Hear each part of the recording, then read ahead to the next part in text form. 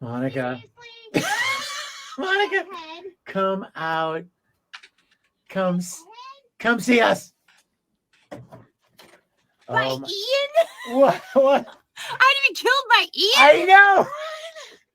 I just want everybody to know that if this were real life, I could totally take Oh, him. you totally. Yes, you had him. What did you think of the character? I love the character, and that's what makes me sad because it's episode 3. I know. Can I tell you, I cast you because you're amazing, and I thought you were going to be here the whole time, and I was just as surprised and disappointed as you. But I will say, I've had so much fun working with you. It's been a blast because you. we've never worked together in this I capacity, know. which is super, super cool. And I loved her, and so it's sad that she's gone. Did you see it coming? I mean, what were you thinking? I mean, I guess in the beginning of the episode, when she starts second guessing herself and starts, kind of questioning everything, and then she starts talking about the drug and what's going on with her system, and so I knew something not good was going to happen. Also, plus it's kind of like with reality TV, when you get a lot of screen time, it's not good. Well, you were absolutely amazing. Well, thank you. I loved it, and you're awesome. I love you. You're awesome. I love you. Hug me away while we look at your amazing character. And that was an instance of Monica and Vic Mignogna's friendship before everything went bad in 2019.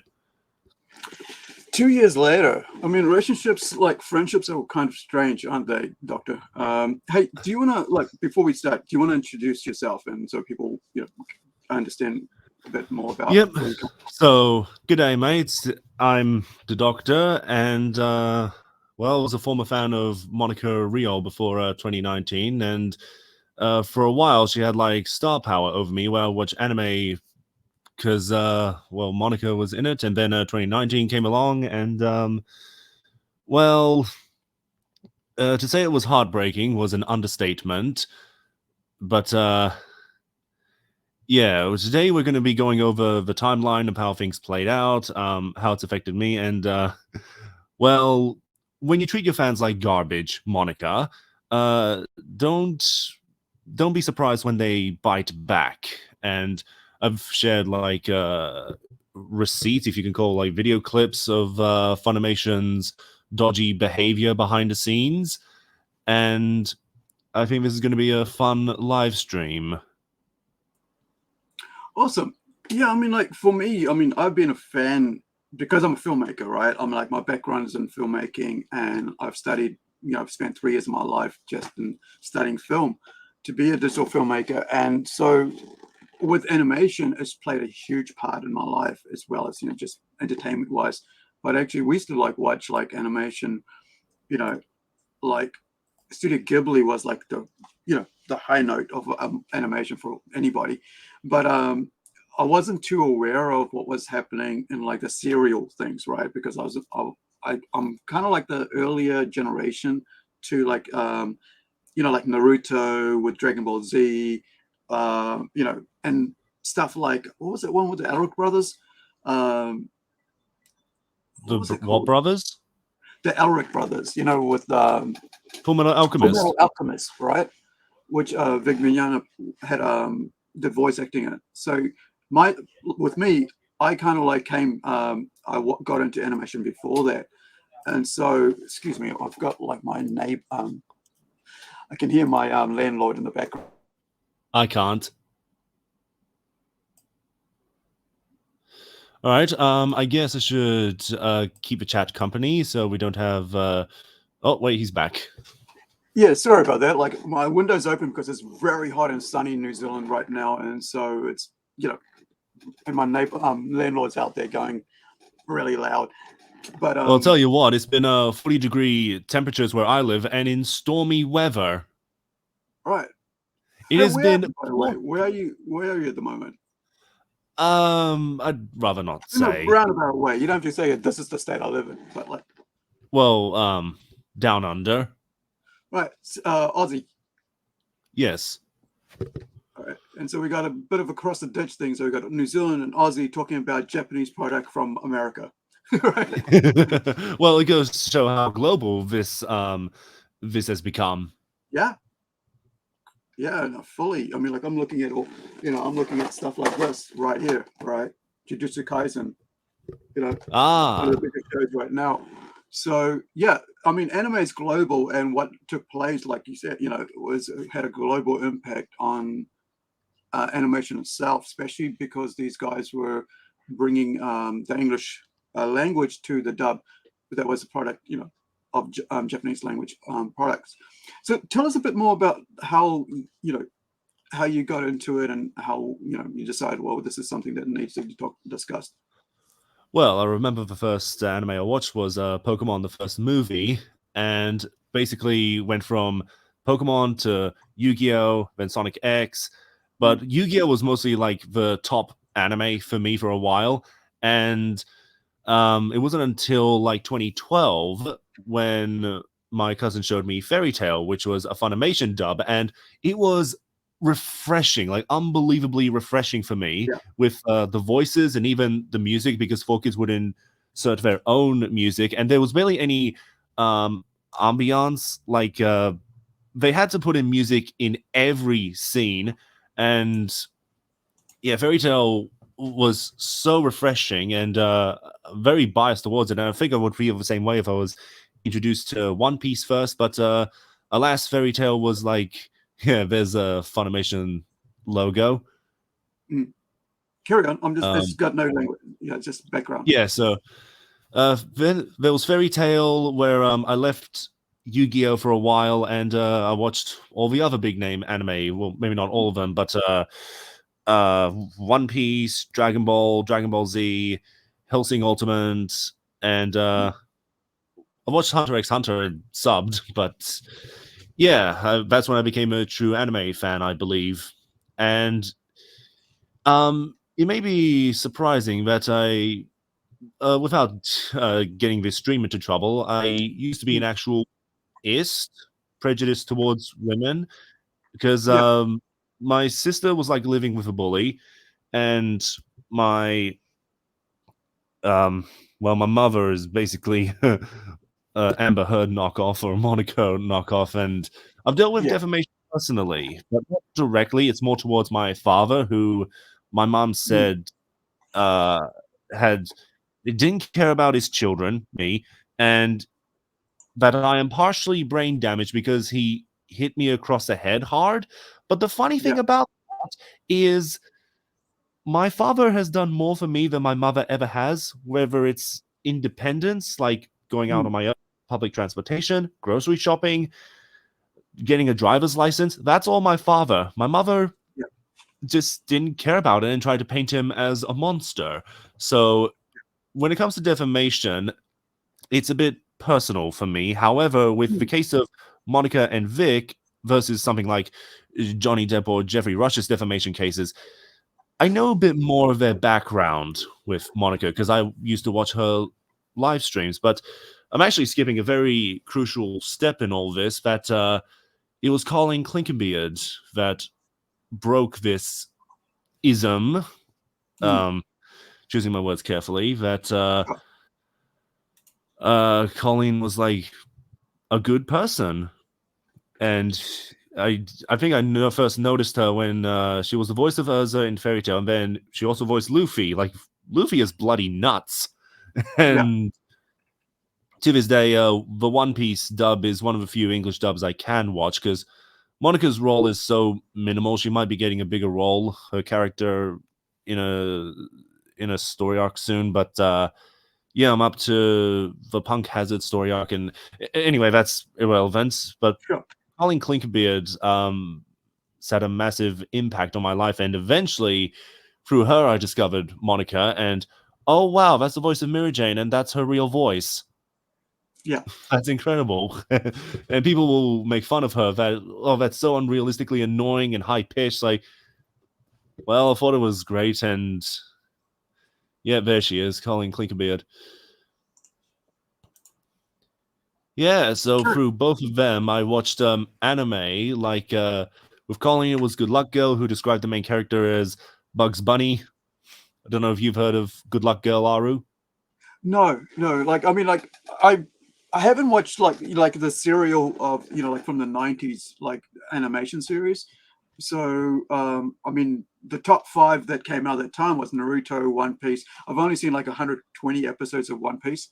But like, Yu-Gi-Oh! Haven't watched that, and I've just never had. I'm more of like 12 episode chunks of intense storytelling, and that's what I like in my in my animation.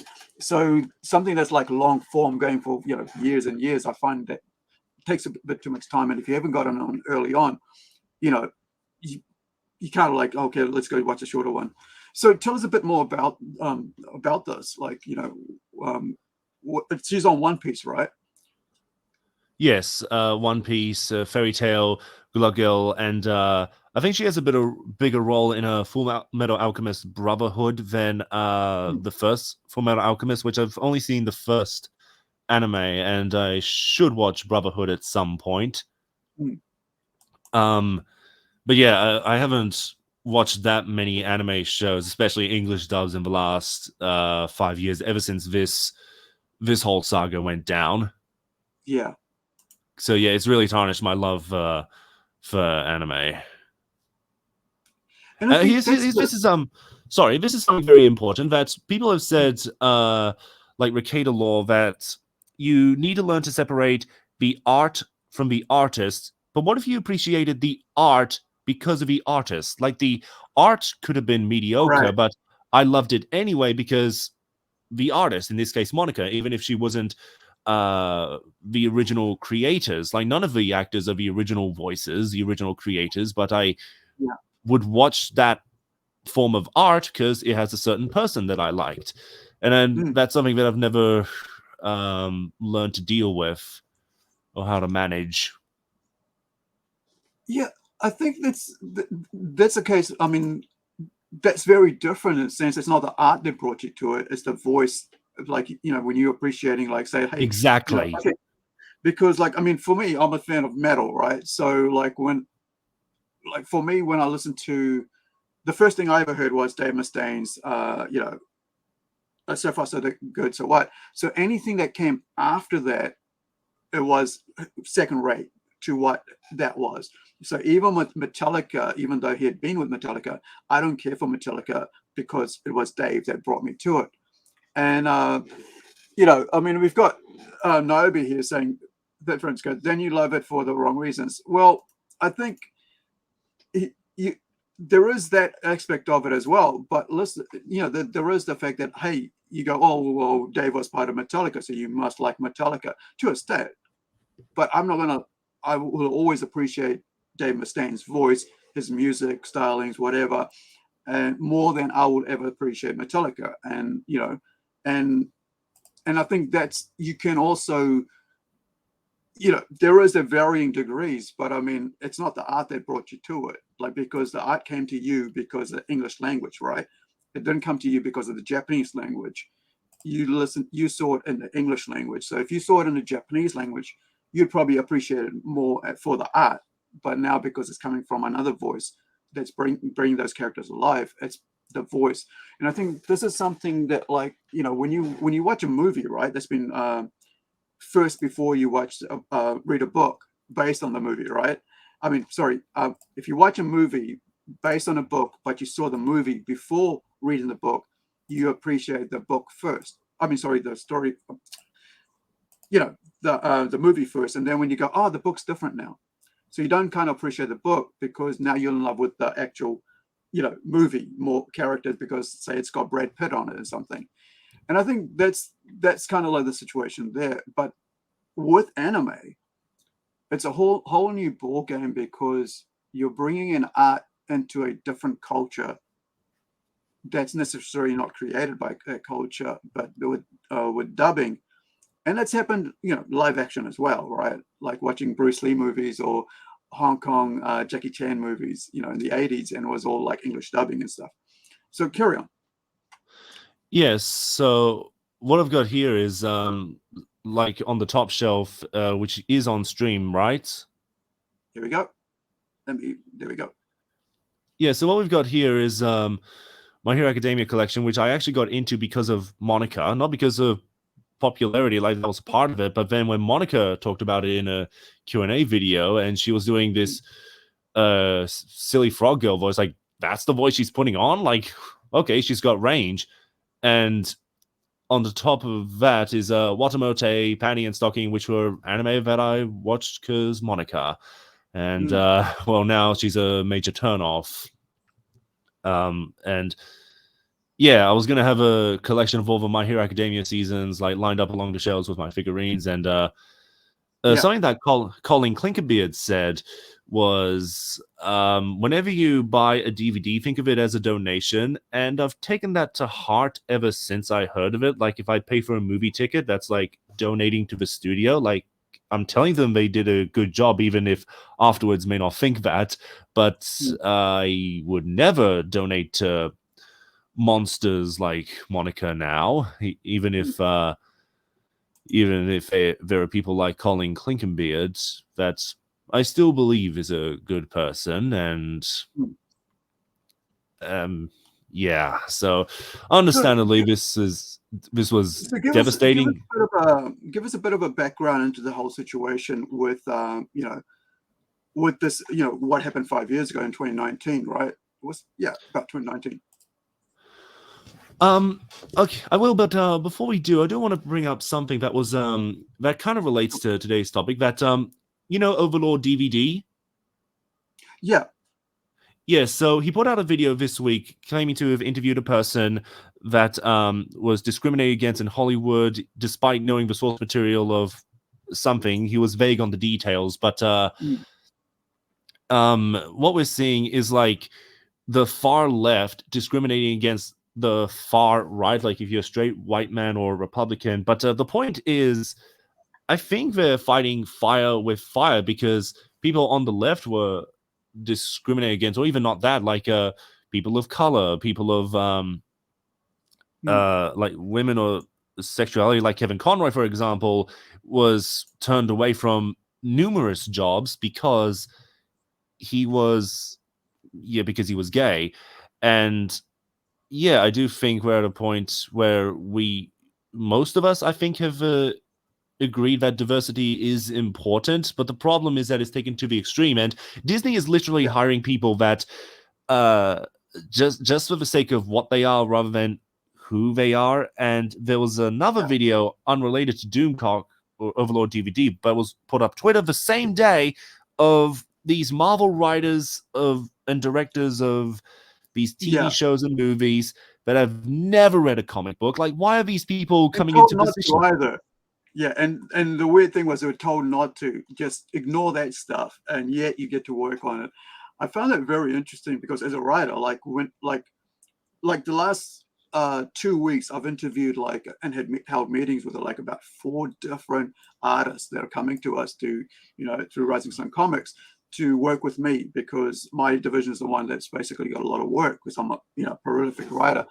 And so when they come to me, I go, well, this is what I've got, and what are you interested in? And here's what I'm looking at. Do you like action, superheroes, or do you like sci-fi or fantasy? And they go, well, this is what I've got, what my strengths are. So I said, yeah, I've seen what your art is like. That's why I've approached you. So I've got this option, this story. And then I'll tell them what the story is about. And I go look at it, go through it. I'll send you a whole lot of reference images and what I'm thinking in my head. Now, those images are just reference images. So I don't have to describe in detail what the person's supposed to look like. Just take that and use that. So I found that very interesting, the video you're talking about, because I saw that. And I was like, I would never let anybody work with me and not know what what I wanted to work on, or what my stories are, or how it works in. Because just before we went on air, I was talking about religion. I created an entire new religion for my comic world, and so that religion basically is somehow it will be in every single part of the universes that I create. And doesn't matter which story it is, there'll be a little bit of something there. There might be a temple in the background, and you go, oh, that's how that ties in. It's here. And it might be like not even anything major in the story plot. It'll just be in the background, because I'm building a world, right? So everything's got to tie in. The weird thing was that there was one of the guys there, and he was saying they put us into little boxes and they don't tell us what the other person's doing over there with that movie. So we have no idea how it all, works. We're just stuck in our own little thing. Now, is that, that's what I understood from that and watched from that. What did you get from that? I I don't know, like how we're even at this point where you want to build a cinematic universe, but you have people that are not communicating with each other. They literally no plan, and it's not just Marvel, but DC after they put out Zack Snyder and also Lucasfilm, of course. But I want to bring up something that one of my lecturers taught me in film school, that you're going to have to work with people you hate. Yeah. And that's something that America should really take to heart, because there may be someone who possesses a special talent that you need for your production, or they have ties to someone else that you need to get in touch with. And like, if you cut those people off, then the quality of your work will tank. And they just can't see that. Like, there are certain limits, of course. Like, if you're a Harvey Weinstein knockoff like Chris Sabat, then they should be booted out of the industry. And we're going to talk about Chris Sabat later on in the stream. But there are limits to, like, those kind of people. But then there are people with different political views or something that maybe a personal thing. But you're going to have to work with people you will despise. Otherwise, the work will fail and you failed your team. All because you just had something, you had a bone to pick with somebody. Well, I'm just thinking about like what you said about Kevin Conroy, right? I mean, like, imagine like we never got to have his voice as Batman. I mean, the most beloved animated voice in all of history, right? Because he is the high mark, the top of the top, the Nobel Peace Prize, whatever, a standard when it comes to the voice of Batman. And when we lost him, we almost lost, which kind of like feels like we lost the longest running Batman actor ever. And so, like you said, a lot of people didn't want to work with him because of that, or he was kept out of jobs because of that, of his, sexual leanings. But I mean, that's sort of like, it seems to be the same thing now, where it's like, now we got to stop these people because we don't agree with their politics, or because at the end of the day, when you're at a workplace, you're at the workplace. Because I was thinking about something about activism, right? Is like when we went to school, you went to school, and if you wore your school uniform outside school and you did, if you like, went and did some shoplifting, your school got told that student, your parent didn't get told that. Your school got told that, right? That there was a uniform and it was this person, they were wearing a school uniform. Is that what you guys teach at your school?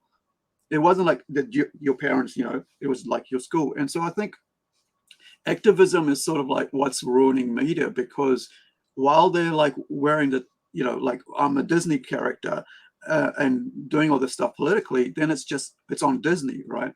But if they're doing it on their own, that's fine. And I think that's where the muddling has become, where it's like, now it's like media and activism is together now, escapism and activism is together, where it should be like in your private life, if you're, if you feel very strongly about this, you go and do that in your private time. And then that doesn't cross over into your public time, which is like your entertainment or with your business and workplace. I think that's what's sort of muddled it for me. That's what that's my understanding of it anyway. And I think it's a good thing that general audiences, people that not even like politically driven, that even general audiences are rejecting all these media shows and productions that, we don't want to deal with this. We just want escapism. So that's good that they're failing. And going back to Kevin Conroy, like, he's just one of the more prominent names. Like, we don't know how many lesser known people got like the brunt of it for the reasons that are listed. They had a guy who I saw a bit of called Jesus or Jesus, like on a stream, and I just caught a bit of it. And he was saying that he had been he was, and let's say he's Hispanic, right, Latino, and in America, and he was like told that he couldn't be in certain things because of his support for a political person. And now he's in construction. So he's an actor. Now he's been, to support his family, he's gone into construction because he has kids and babies, to look after. And so that's just two people, right? I mean, that's, and then he's Hispanic, the kind of people that you are trying to say you got to have in your films, yet you're turning the same people away. And then you also got the most recent yesterday come out, right, with Gina Carano with Disney. And that's been like, I mean, my whole thing is like, I'm happy for that because I've been waiting for that because I've got a whole bunch of Gina Carano stuff out here, and with her with Mandalorian. And, the strong female character that they all tell us about, and she actually is a strong female character, and then they give her the boot. And so I'm glad that Elon, is backing her. The lawyers are backing her because now you got a bottomless pocket, right? And a wallet, whatever they call it, right? So now everybody's been afraid to go up against Disney because they've got so much money and they've got so many lawyers that will tie you up for decades. Yet you got Elon with the money and his partnership with Melvin Peltz or somebody, and now Nelson Peltz, right? So yeah, thank you for that. And so they can correct the ship, and I'm so happy because that means that finally you can get justice for Gina, right? Because the unfairness of it all was like hypocrisy at the top level. Your male character, your male actor can say even worse, but nothing happens because he's a title role. But yeah, he fits into their agenda. Yeah, and if you're female, who you are saying is how you are promoting as a female, epitome of what it should be, the high mark, and yet you're throwing her aside for saying lesser things and nothing really of derogatory at all. I didn't find that derogatory what she was saying, and I thought that was just hypocrisy at work, and that's why I'm just so excited to see that happen. I haven't made a video about it because I'm like everybody else is doing, so I don't need to. But it's just such a cool thing to happen because I just feel like it was injustice that needs to be corrected, and it's been corrected now. Yeah, it's time that someone stood up to them, and I don't know when this whole woke era is going to end, but hopefully Hollywood would take it as a lesson that people want to have fun. They don't want to be taught because that's what school is for. And they just want to be entertained and have the source materials that they've grown up with to be adapted faithfully. It shouldn't be that bloody hard, and yet it is. Yeah. And that's the weird thing, isn't it? It's like, can we just have fun again? And I mean, for me, like that's what I'm like thinking about. Like, how do I make my stuff fun? How do I make comics fun again? And and bring entertainment back into what I'm doing, because I want that for myself. If it's not entertainment for myself, how is it going to be entertaining for anybody else? And I think we've forgotten entertainment's about to be about escapism, right? Where you just get out of your miserable, personal environment for the time being it is, and just put on a tape or turn on TV or YouTube or whatever, or streaming and DVD, and you just get entertained without having to like go, oh man, why, what, you're yelling at the TV and like there's no reason for it, and you're miserable after watching it for an hour and a half or 20 minutes, and then you're back to your miserable life again. And I think that's what's making people more miserable, because I see, entertainment being miserable and their own personal life being miserable, and you're getting hit from both sides emotionally, and it's not a happy place. And I think that's why people are a lot more miserable now than before, because of entertainment being, all about activism and not about escapism. Yeah, I've been going back watching older movies with my dad. We've actually been binge watching the Fast and Furious movies, where we've got one more movie and then we'll be up to date. But I think we need to get on to the whole Vic Mignogna timeline. But before we do, on the topic of escapism, like there's still division among audiences, like with the Star Wars prequels that I grew up with them. I thought they were good, and I can recognize the flaws, but only after the sequel trilogy, which was so catastrophically terrible that it made people realize, maybe the prequels weren't that bad, which is what I've been trying to say all this time. Now, reasons can vary. I'm going to say this, that I think Anakin and Padme have more chemistry than Han and Leia, but we should go back to those types of discussions where it's competently made, but whether people like it or not, like, who knows what reason that can be. And Man of Steel is a great example where I think it's a masterpiece, but other people like Critical Drinker don't think so. And we should have discussions about that. Like, how do we produce good movies if we can't decide, like, what's a good movie or not anymore? But maybe that's a discussion for another time when the woke era is finally over and, I don't know, people are still crapping on movies. Yeah, I think, I mean, like, we were always I mean, like, we always think, you know, who's our favorite character, who would make a better Wolverine, you know, like back in the old days, we'd think like Sylvester Stallone would be great at Wolverine, you know, if we just shrunk him down a bit. But then along comes Hugh Jackman, right? And next thing you know, like, he's our Wolverine, because that's the way we've always done things. And we never got into arguments over it. We just got into debate, and, you know, and then we walked away thinking, yeah, that might work, that might not work. But we always were peaceable afterwards. Now we're just angry, you know, and I think that's what's made it bad, is we're just angry afterwards.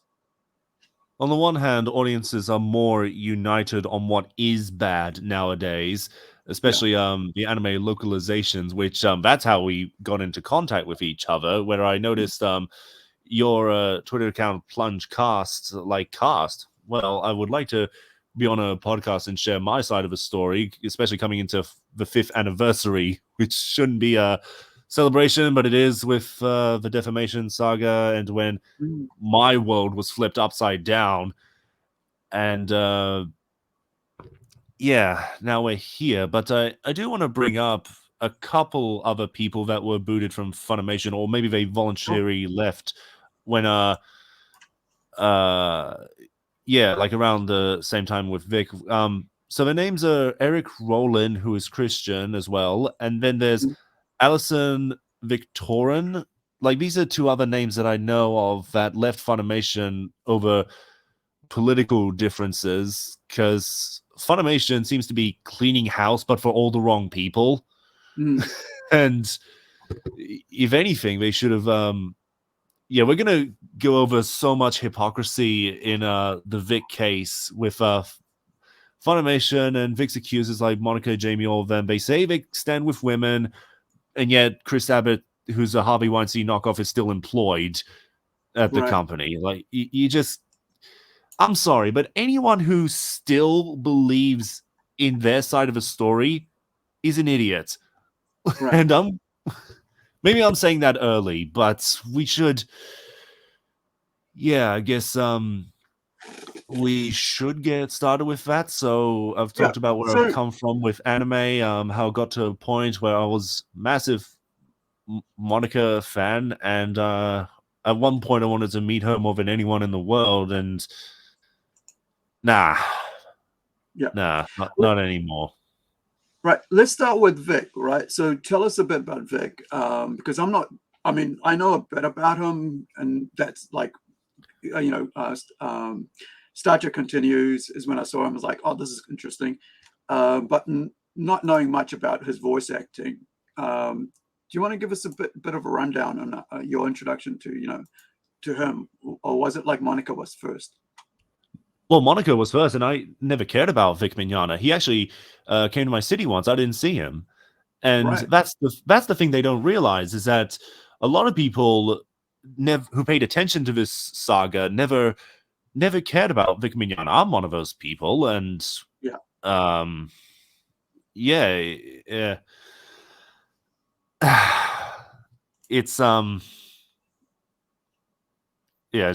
just thinking about the whole insanity of this, which there's going to be much of it. We should put a trigger warning on the live stream. But no, this is for like mature readers, so it's mature viewers, so it's not really for kids. Well, I'm joking, because there's like a trigger warning on one of the James Bond movies. Yeah, no, we don't do that. Bloody hell. Yeah. Anyway, so Vic Mignogna, he was a popular anime actor known for Broly in Dragon Ball, which at the time, early 2019, was a new Dragon Ball movie. And there's a Fullmetal Alchemist he's known for. There's Ouran High School Host Club. I tried watching that. Wasn't my cup of tea. Because do you remember the joke where you want to drink the tea out of my mouth? Not that one. I know the Jelly Bean one, but not that one. Oh, well, with that line, it wasn't word for word, but it was something like that people were using, like Vic's accusers, and I'm not even going to mention some of their names because they're such worthless sacks of trash. But some of the people were using the line that Vic's fans asked for, like, you want to drink the tea out of my mouth, is a line from his character from Oron High School Host Club. Yeah. And they had a crush on his character, and the actors are like the closest thing that we have to these characters. And so it's like you're interacting with that character in real life. And Yeah. whether that's creepy or not, that's by the request of the fan. And I do have a screenshot of a tweet somewhere. I don't know where it is. Maybe I'll find it later, but I remember someone saying that, Vic, you should never take on these requests from such creepy requests from fans. And yet there's a clip of Monica doing a seductive Suyu from My Hero Academia. Yeah. Which, now that's a kid. That's a kid right there. Like, no, you want to accuse Vic Mignogna of doing something like that. Monica has done the same. Yeah, it's kind of the double standards when these things, like you can tell one person do something and and then you tell the other person not to. And it's just kind of, you do it or you don't do it at all, everybody, right? But the cool thing about, like, meeting your heroes is, like, they always say don't never meet your heroes, right? Because, like, you never know, and, like, I mean, when you're saying that about meeting people, right? I was just saying how I met Amanda Tapping, right? From let me pop that out of there. From from Atlantis, Stargate Atlantis also. But more than that, I didn't even know she was in that. But there's this TV show called Sanctuary, and I went just to see her. I mean, she's the first one I actually paid money to get a photo with, which is about $40 New Zealand. At that time, was a bit more money than now, because now $40 makes but, like, Amanda Tapping was over here in, like, about 2018 or something, and I was like, I saw her and I was like, I need to get a photo with her, because and there was so many other people there, but for me, she was the one that I wanted to get a photo with, and I was gushing all the way through. That's why I looked like that silly, that silly that I'll have this cheeky grin on my face, or weird grin on my face, because I was gushing. And I think you get to you get starstruck, and I'm I'm 40-year-old dude at the time, maybe even 48 or something like that, somewhere around that anyway. And then, like, really I think it was 2018, so about 6 years ago or something like that, and still next to another adult. And and I don't think a lot of people don't realize that whole idea of, like, that if you enjoy somebody's art, and you enjoy them and that character, and then to find out something bad about them, and not that I'm saying Amanda Tapping anything bad about it, but, like, anybody, right? And I've had that happen in my personal life, with someone I was looking up to, a gentleman, and find out afterwards that he was this creep, right? Not so much creep, but that he'd done things that, adulterous things, and that, like, his family had been destroyed because of it. Yet I was looking up to him as a mentor, and he was putting himself out as a mentor, right? And so I understand how that whole nature of being felt let down, or feeling your whole that whole idea of idol worship, right?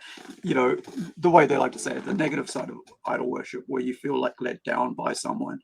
But I think you can't help yourself sometimes, right? To not be to idol worship, because you appreciate their work so much, and you're drawn to them because of their work. Yeah, appreciating the art because of the artist. Yeah. So, 2019 rolls around, and this is, as terrible as this whole thing happened, which I wish it never did, it could not have happened at a better time, because 2019 was when I did an alumni course for film and television. After I graduated from film and television, I decided to take on Alumni, which was basically showcasing what I've learned throughout the past few years. So throughout that whole year, I was doing an animation short, which well, it's off of my channel, but it's honestly it's whatever. And yeah, 2020 came around. That's when the COVID thing struck, the pandemic, and yeah, basically my film and television career kind of fell apart. But 2019 was the best year this could have happened, because while working on my animation, I could pay attention to live streams and videos of people making. So I was able to pay attention to the whole thing, and it was depressing, but like I said, it wasn't that busy, and with all these vlogs and stuff to like keep me awake while working, it's funny looking back that this is perfect, as upsetting as it was. And I did catch on early on that something was very suspicious, with people saying that Monica lied. Like, I don't know what this is about, but the first instance that kind of made me side with Vic, despite having completely unfamiliar with his work. Like, at the time, I knew him for Mardgear and Fairy Tail, and I actually wonder if that may have been Funimation's jab at Vic, because Vic is Christian, Mardgear is a demon. Right. So I don't know. That's just a theory. On that point, I work with people who are Christian, right? And a lot of them, they don't mind what they work on because it's work, right? And I think, and I don't mean a lot of people, I just one or two, right?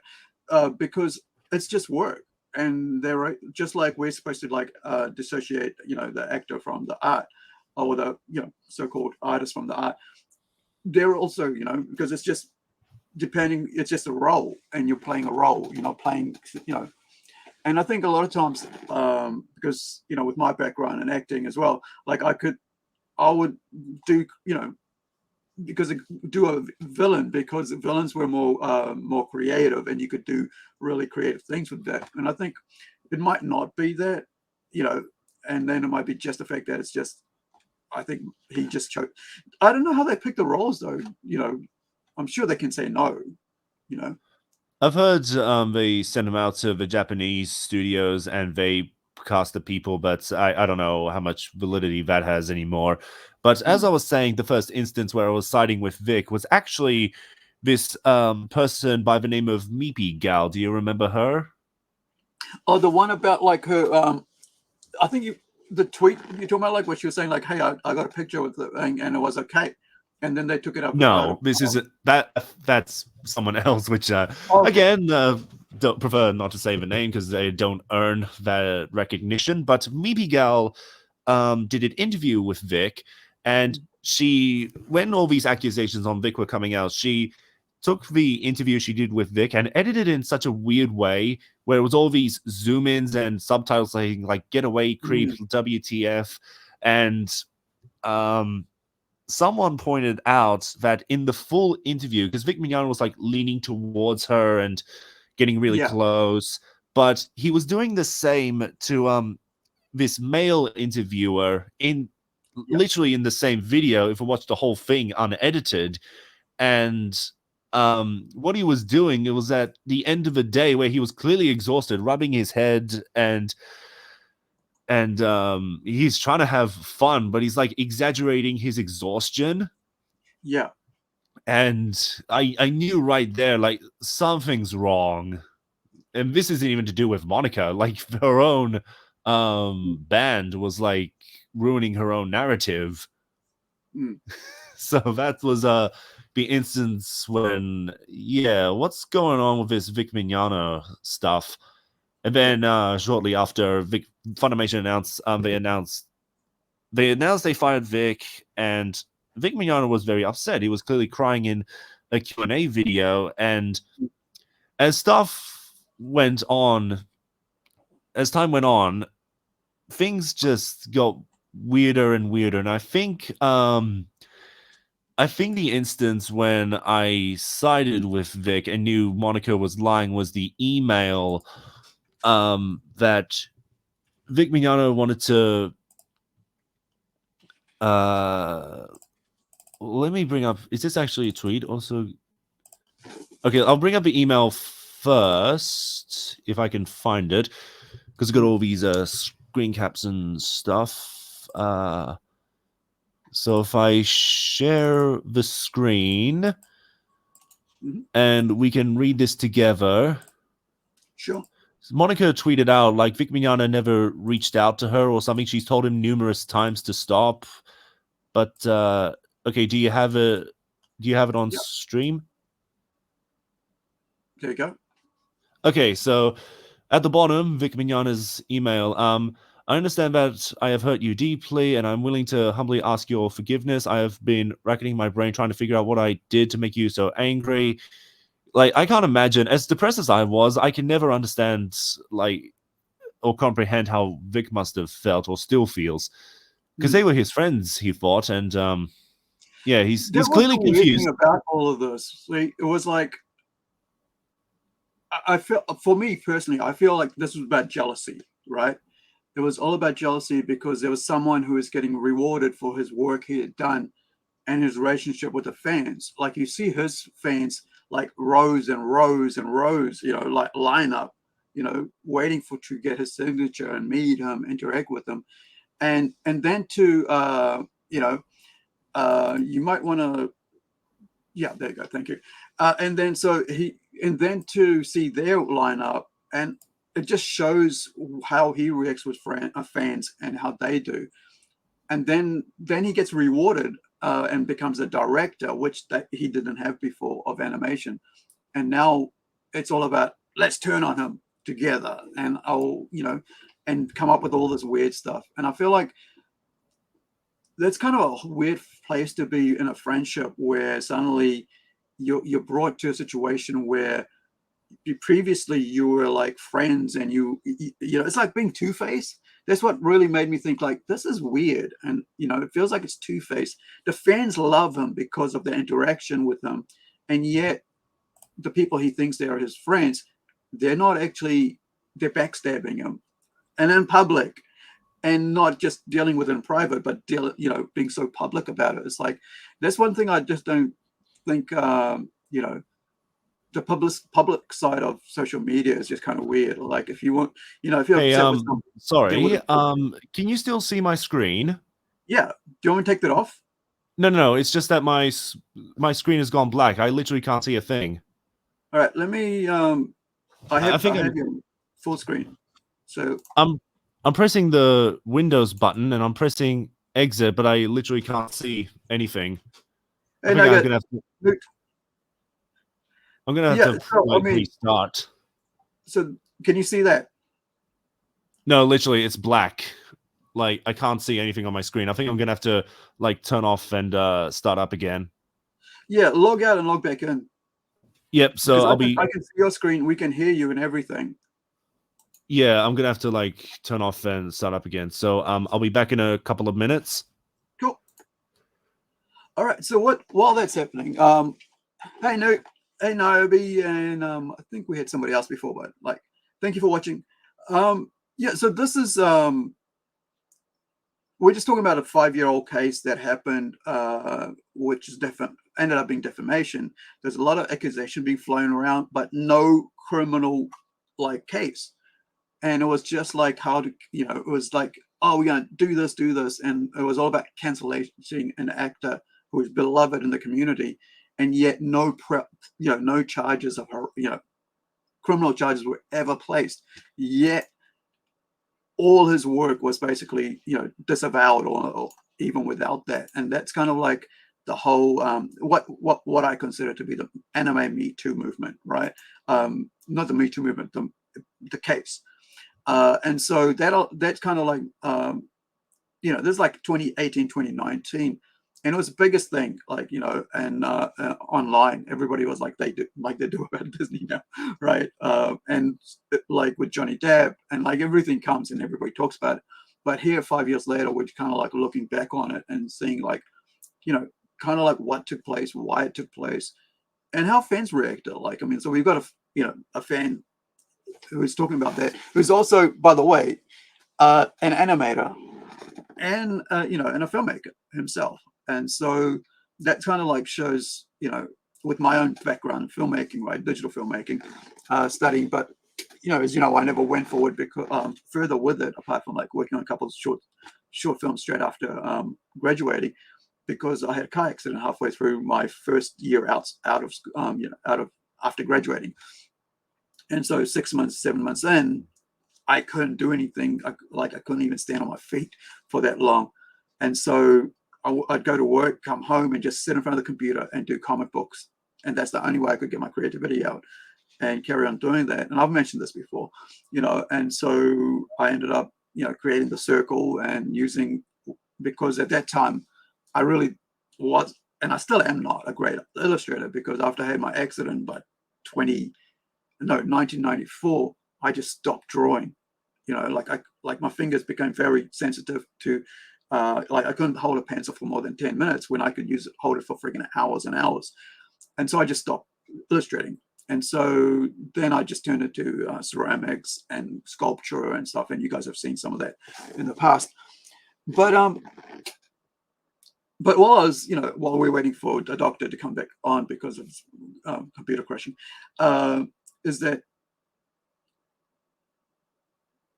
I don't know how to actually transfer onto comic books. So the best way I could think of was like, let's take screenshots from my from the movie that I just done and turn that into a comic book. And then after that, I'd done that, then I went, you know what, I'll just start writing comic books just for comic book's sake. And that's how I, 2019, 2008 is that when I decided, you know what, I'm just going to focus on comic books, and that's what I've been doing ever since. So now that we've got the doctor back, hopefully we all good. You all good there, bud? Yeah, can you hear me? Yeah, you can hear you now. Okay. Yeah, also, I just want to know that my screen flickered again as I was logging back on, so this is not the time for a technical difficulty, so I guess maybe we have to move on. Maybe just have one or two images open, because and yeah, let's try with that. So let's go with the email that you were talking about just before. Yeah. Let's try bring that up again. So open and go to present, share screen, enter screen. There we go. All right,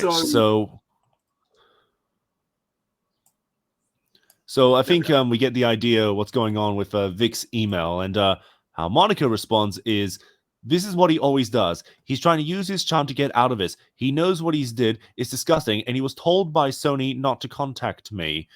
I don't think that's true, that Sony contacted Vic, because Sony owns Funimation, and now Funimation has been merged with Crunchyroll, so I don't know what that's gonna mean, like, legally for anyone that wants to sue Funimation, because Crunchyroll, that's like, they should be their own entity, and that just makes it confusing. And notice also that Monica is emailing Colleen Carroll here. There's only one other Colleen Carroll that I know of, and this is the last person you want to be emailing, Monica. Well, the thing here is, like, it's not even like hiding everybody else's email addresses and stuff, because that's like doxing Colleen, and you're doing the same thing again, dude. You're opening up too many screens and it's going to crash you again. Very well. Stop sharing. Yeah. So tell us. So give us kind of like paraphrase that whole email and how you saw that email, because I think Ricketeer or whatever brought it up. Ricketeer Law. Through it. Yes, this is what Dad would describe Mom is twisting the narrative, which is how I'm familiar with these sort of tactics, that Monica is just stupid. maybe my mom was too, but you know, like as a child, like how can you stand up to your mother and think that she's an evil monster? But one of the things that my mom would do is if I wanted to spend more time with my dad, she would throw a tantrum saying that, well, go on, go live with your father. You don't care about me. Like, Yeah, that's the emotional gaslighting. manipulation. Yeah, I've been through that with the relationship. It's like when you're ready to go out, and next thing you know, it's like, I don't feel like it now. And you're prepared the whole day to be ready to go out. And kids do that, right? You know, you're all hyped up and you're ready, and next thing you know, boom. You know, it's kind of a weird place to place a child in, and I feel for you for that, man. But yeah, so with that personal thing coming into this, you know, like a lot of people say, like, you know, if you've been through something, when you see it happen, you understand it more, right? Yeah. Yeah, just yeah, it was very tough and distressing. I do want to go through some of them so I know what I'm pulling up. Sure. Just one at a time, because I think I saw your screen just going crazy. Just bring up one and shut down everything else, and you know, and I think you've got too many what's it called, bookmarks open or whatever, tabs open as well.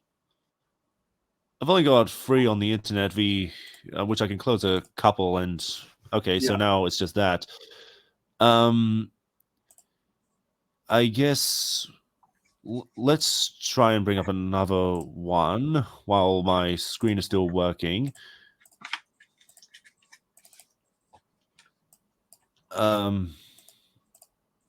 Share. So this is Monica responding to, like, or maybe not responding, just stating that wasn't until several of my dear friends came forward with similar stories recently that I realized that this happens regularly. And just so we're clear, you can be fired from a job for inappropriate behavior without ever having charges brought against you. This is critical because Vic Mignogna has never been brought to police. Anyway, that's what got me. That's really what got me, was like, come on, like, if you think there's actual merit to what you're saying and why you're getting fired for it, because it's employment law, right? Because employment law kicks in, but then when it crosses into criminality, that's when police come in, right? Then it's kind of like a state thing. Yeah. And below that, she says, I'm only one voice on a sea of many. You may never hear the other stories. Those women don't owe you anything. Well, they owe you, Monica, because you're like standing up for them, right? I'm being so vocal because I don't want this to happen to another woman. It's still happening. He's hurt enough people. He's a sick man and needs help. There you go. He needs help. Vic Mignogna is trying to reach help. Even Monica is stating this. And yet, when Vic Mignogna tried to talk to her, how did she respond? Saying that he's using his charm to weave his way out of this. Yeah. Look at this nonsense. I hope he'll come to realize that. Like, what are you doing? It's kind of like saying, well, he's a bad person, and then he's like, you know, and he's asking for help, but then when he does, it's like, we're going to, you know, slam him for it. Yeah, and here's Jamie tweeting out, I stand with the victims. What victims? My experience is minor in comparison. Both of them, look at this. Both of them are saying their experiences weren't that bad. So with Monica's story, it was a bloody jelly bean story where Vic Mignogna, Monica wrote her name on a jelly bean. Vic ate the jelly bean with lead on it, and he made a joke like, I ate Monica, and Monica actually used that as evidence that Vic Mignogna sexually harassed her. Yeah, because not at the time, it was all fun and games, everybody was laughing about it, but after the fact, years later, now it's a big deal. And it's kind of like, now it's sexual harassment because you ate, you know, I wrote my name on a jelly bean, and, you know, and he ate it, and now it's like sexual harassment. But really it isn't. It's just because it's a lolly that you wrote the name on, and you know, did she actually hand it to him, or did he pick it up himself? I don't know. I don't even know if this story is actually, no, it has to be true because Monica acknowledged it. Yeah. So, yeah, like when that was brought up in deposition, which, by the way, that happened mid-2019. And sadly, Jamie Marchi here was never deposed. I would have loved to have seen that, but alas, it never happened. So having realized this wasn't an isolated incident, I felt compelled to share. Well, like, why haven't... I don't want to jump ahead with Chris Sabat yet. We're still dealing with early 2019 as this was going down. But this is something else, which I'm not sure if Monica and Jamie was doing this themselves, where they were taking photos from fans and twisting it out of context. And yeah, there's this person who's saying that she asked for a photo with Vic Mignogna, and this is disgusting that there were people taking happy moments. Yeah, go through it. Go through it slowly. Go back up and read through it because. Okay. Yep, there is a photo. There is a photo also going around with Vic giving me a kiss on the cheek, and they falsely stating that I was 20 years in the age in 2012. So Vic Mignogna did hug and kiss a lot of people because that's his way of sharing love. He wants to spread the love of Jesus Christ, and people have taken that the wrong way. I'm only talking about that. So when this came out, I stopped hugging people. Right? I stopped hugging people of the opposite sex on purpose because in my head was like, shit, somebody's going to use this against me. Whereas before, I would be like, I'd hug all my friends and especially opposite, sex, or even like just the other day, I was hugging one of my mate friends, and because like that's how we hey, how's it going, and that's the way we are. And then when this came out, I was like, shit, I am not gonna hug anybody because somebody could use this and say that. And one of the weirdest things was it was in public, and I noticed my female friend look at me really strange and saying, "Why aren't you hugging me?" And I was like, "Oh," but she's so used to it, right? Yeah. I hugged my male friend, but I didn't hug her. And my female, like, she just stepped back and went, "What's going on? How do you know you're not gay?" Oh no, not that. It's like, are you not me anymore? And that was the feeling I got, and I felt really sad because I couldn't tell her that I feel like this is what it's done to me now. It's like where I'm being very cautious about my actions. Whereas in the past I was like, yeah, hug, and we're all, everything's cool. And now I'm like, here's Glenn, and I'm hugging Glenn, but here's Megan, and I can't hug Megan because of this shit. And this is where it's put a lot of people, how we relate with other people, where we've no longer, casual in our interactions. We're more, kind of like held back. I don't know the right word for that, but we're more reserved. That's the word. We're more reserved on how we interact with people because of the sort of shit that comes out. And I think where we're heading to is we're getting to a point where if you like hugging people is considered sexual harassment, but like kissing usually is the breaking point. And if you like kiss your dog on the head or kiss your cat on the stomach, that's like, what's the word, zoophobic or something? I honestly feel like we're heading down that path. Like if kissing is sexual harassment, then what about the animal? Like it's getting worse, and it's time to put the brakes on it. Stand up to these people that never been loved in their lives, clearly. I think that's basically what it is. There's a lot of these people, have not had good treatment in their own life, in their personal relationships, and that comes across in how they relate with other people when it's shown to them. And I feel sad for that because I think a lot of times we want genuine relationships, and we don't want people to treat us with fakery, right? Falsehood. Can you just bring up my screen again? Yeah, there you go. Yeah, okay, so carry on. Yeah, and so, I mean, a lot of times, even social media is a falsehood in itself, right? Because we can have acquaintances, but we never really true friendships because we don't really have, we don't break bread, as they say, where we don't sit down and have a cup of coffee or have a beer or, have a smoke, whatever, with that person. So we still have this falsehood of the screen where I might know you, but I genuinely haven't spent time with you personally, hanging out with you, or you haven't hung out with my friends and so on. And so there is that still, this wall of, division between us. But we can still be friends and still talk and stuff. But there is no, and I think a lot of times people kind of don't understand that and take that to mean like, okay, we are now in some sort of platonic relationship because we're just chatting across the screen. And a lot of times people get damaged by that, when, if I don't agree with you, then I don't agree with you, therefore we, so on. But take us through this, was it tweets? Yeah. Yes. So February 6th, from top to bottom, dropping in to say this: stop harassing my friends and colleagues. I don't think they ever shared like these death threats, which they were constantly on about, but they never shared them. You want the truth? It happened to me. I had hoped it wouldn't come to this, but here we are. I don't owe you anything, but if it'll stop from happening to someone else, then so be it. I will tell you everything when I'm ready. They still haven't. They still say like, we're gonna have all these receipts coming out and the full story. They've never done that. 5 years they've never done that.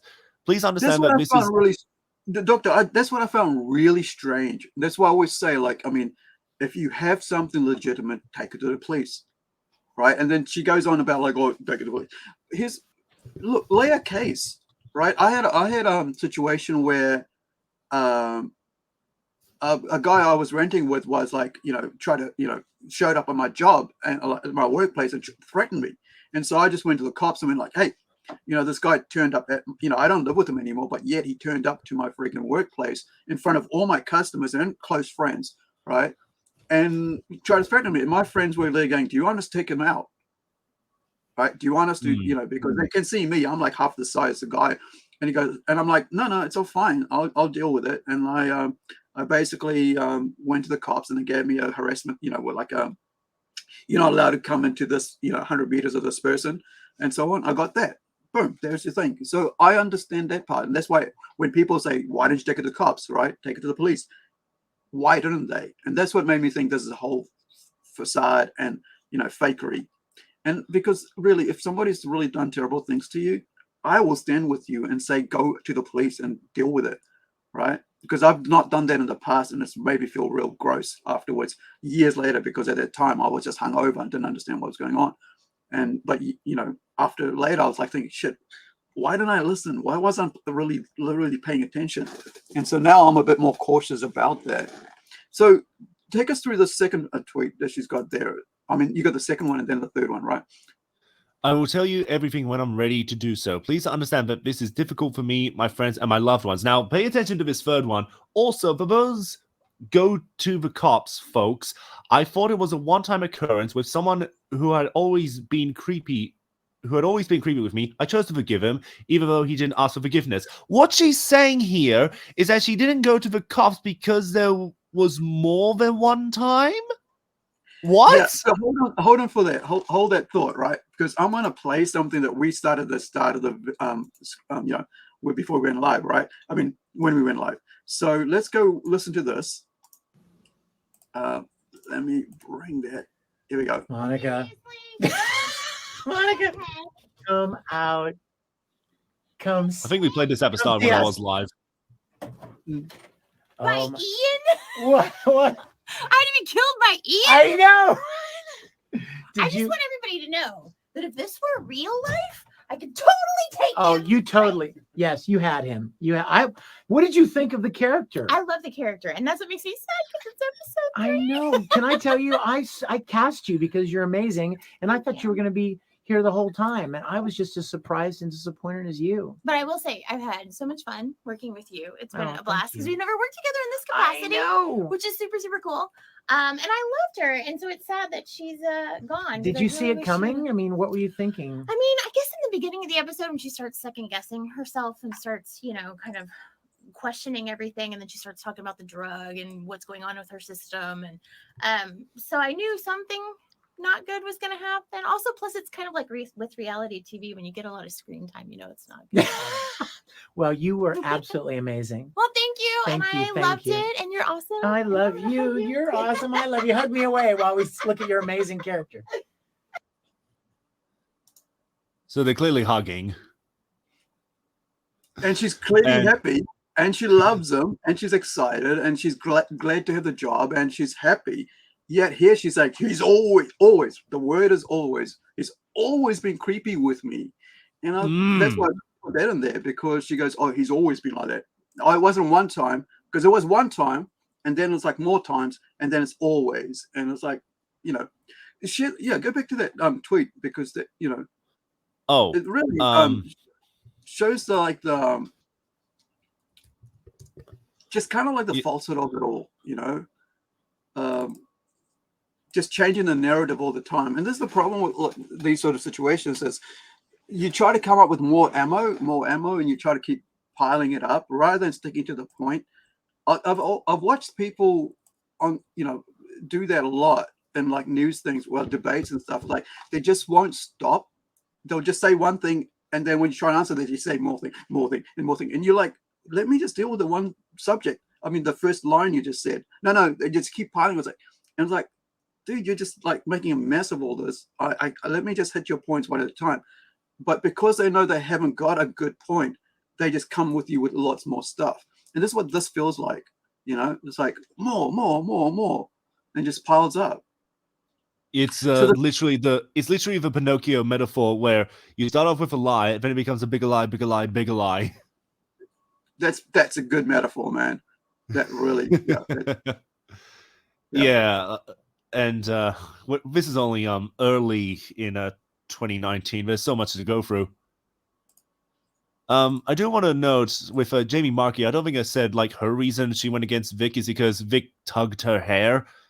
When I think it was just stroking her hair. That's all it was. And somehow we're considering hair to be sexual harassment. Like I said, man, that's why I stopped hugging, because like people could take anything as something, right? Like you could like just pat somebody in the back. Oh, that's like harassment. Or there's like a hair coming down here, and so you just pull that aside. Oh, that's sexual harassment. So it's like, it just gets so weird. When that's what I felt like really strange. Like now you got the jelly bean got eaten, that's a sexual harassment. You got kissed, that's a sexual harassment. Now you got the hair. It's like all you're doing is making the actual,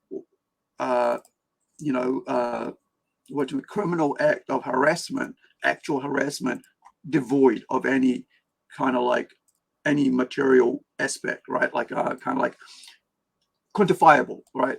Just saying this is what it is, and now going, oh no, this is it. It's like, then it gets watered down. It doesn't mean the same thing anymore. Yeah. Now I got something else that on this whole entitled to evidence thing. If we're looking at my screen, yeah. So Nadolny Rial, Monica's sister, saying like love, respect, kindness, and then we got Monica here responding to a fan. You are not entitled to evidence. This, by the way, is from Kiwi Farms, which I believe has been taken down. These guys were doing a great job archiving all these tweets and stuff. So you are not entitled to evidence or information just because you're a random fan on the internet. You don't know all the details. Yeah, that speaks for itself. The truth will come out. Oh, it certainly has, Monica. Yes, the truth will always come out eventually. I have personally experienced it, but eventually can span from seconds to decades, and during this, eventually the victims are burdened with constant fear and reminder of the incident affecting their lives and relationships. I know it's terrible. I wish everyone would just calm down and stop pointing fingers. This isn't going to resolve overnight. It still hasn't been resolved in 5 years. This has been deleted. You are not entitled to sensitive information, you troll. Look at the attitude. This is more prominent with Jamie Marchi, but the attitude they're displaying of being hostile towards people that we're supposed to side with, they just retaliate. And I think this is actually a good time to bring up late 2019. I sent a video to Monica, unrelated to Vic, but it was a Yu-Gi-Oh! My Hero Academia parody where I did my own Suyu impression where this character Weevil from Yu-Gi-Oh! was like gonna attack Yugi with his bugs, and then as Suyu, so what? I eat bugs, bitch. That was it. That's the only tweet I ever sent to Monica, and she blocked me. Hmm. I'm not joking. So the point in all this is you want people to listen to you. You want people to side with you. Yet you're being so hostile. You're never going to see this from Vic Mignogna. And you wonder why people do not listen to you. Even if you were telling the truth, Monica, Jamie, why should anyone side with people who talk like this? Like, you're not doing yourself any favors. Yeah, I mean, there is that idea, like, I mean, like, sometimes people dogpile on these people, and I think after a while you just get annoyed with it. But if you want that, like they say, like, you know, more honey, you know, you can attract more flies with honey than with shit, right? Or something like that. And it just feels, you know, there was, like they say, there's two parts to the story, but I mean, really, there's some really, you know, full-on stuff that's coming out that isn't. I think you changed the script. I mean, changed the thing there. Yeah, I'm gonna close that. Yeah, this is Kamehacon, which we're coming up on that. Yeah. But just bring up another case of Monica attacking random people. Yeah, I'll leave it at this one, and then I'll as you talk. Yeah, so you've got like the girl's expression is so based, laugh out loud. I hope Monica's having a great signing. But what is this about? Like, so she's saying like, how dare you post a picture of someone's child without their permission? Like, it's in the background, right? Like, there's a little, you don't even notice it until, you know, like, so it's kind of weird. Like, I mean, I don't know, man. Like, it's a crowd, it's in public. So why would it be a big deal? It's just someone. I don't even know if this is. Oh yeah, he's definitely a stand with Vic crowd, and Monica. That's probably right. She's having a go at it. Yeah, You're not doing a good job. That guy overused, so she's getting getting what is it called? Triggered, right?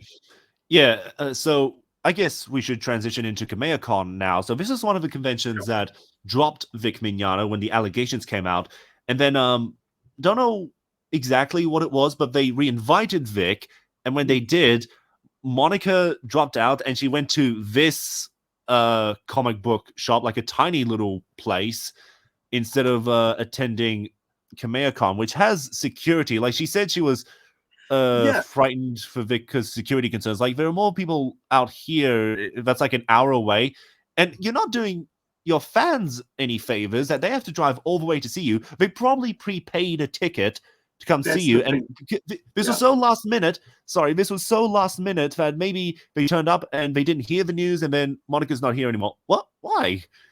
Yeah,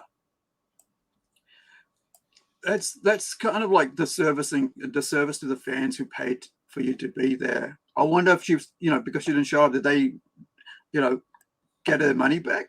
You know, and that's the thing. Like, when you because I put on events myself, so we've had guests come in and stuff, and you know, we said this is because we highlight the fact this is who's coming, and so the last minute like pulling out, and I've done that in the past where I've said I'm going to an event and I've pulled out because I just didn't feel well, but this is just like, oh, security. Well, something big like that, like you said, has security. I mean, even at our place we have security. We make sure that we all, even though it's a little tiny little, you know, local community event, there's still security people there who's going to keep an eye on things. We just make sure that our guys are like, hey, make sure there's nothing getting stolen or whatever, or just make sure our cosplayers are safe and our young volunteers are looked after. Just make sure that nobody's hassling them. And I think the idea of security just seems kind of weird here. So show us that show us that tweet, but I mean the Kamehacon one. Yeah. Okay, and then I think I do have like someone else that kind of plays a role in this whole saga, but let's bring this up again.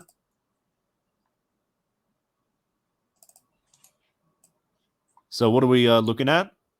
We're looking at the Raised by Orcas with the little girl thing on there, the signing. Yeah. Can I? How's that? So this is a comic shop? Yes.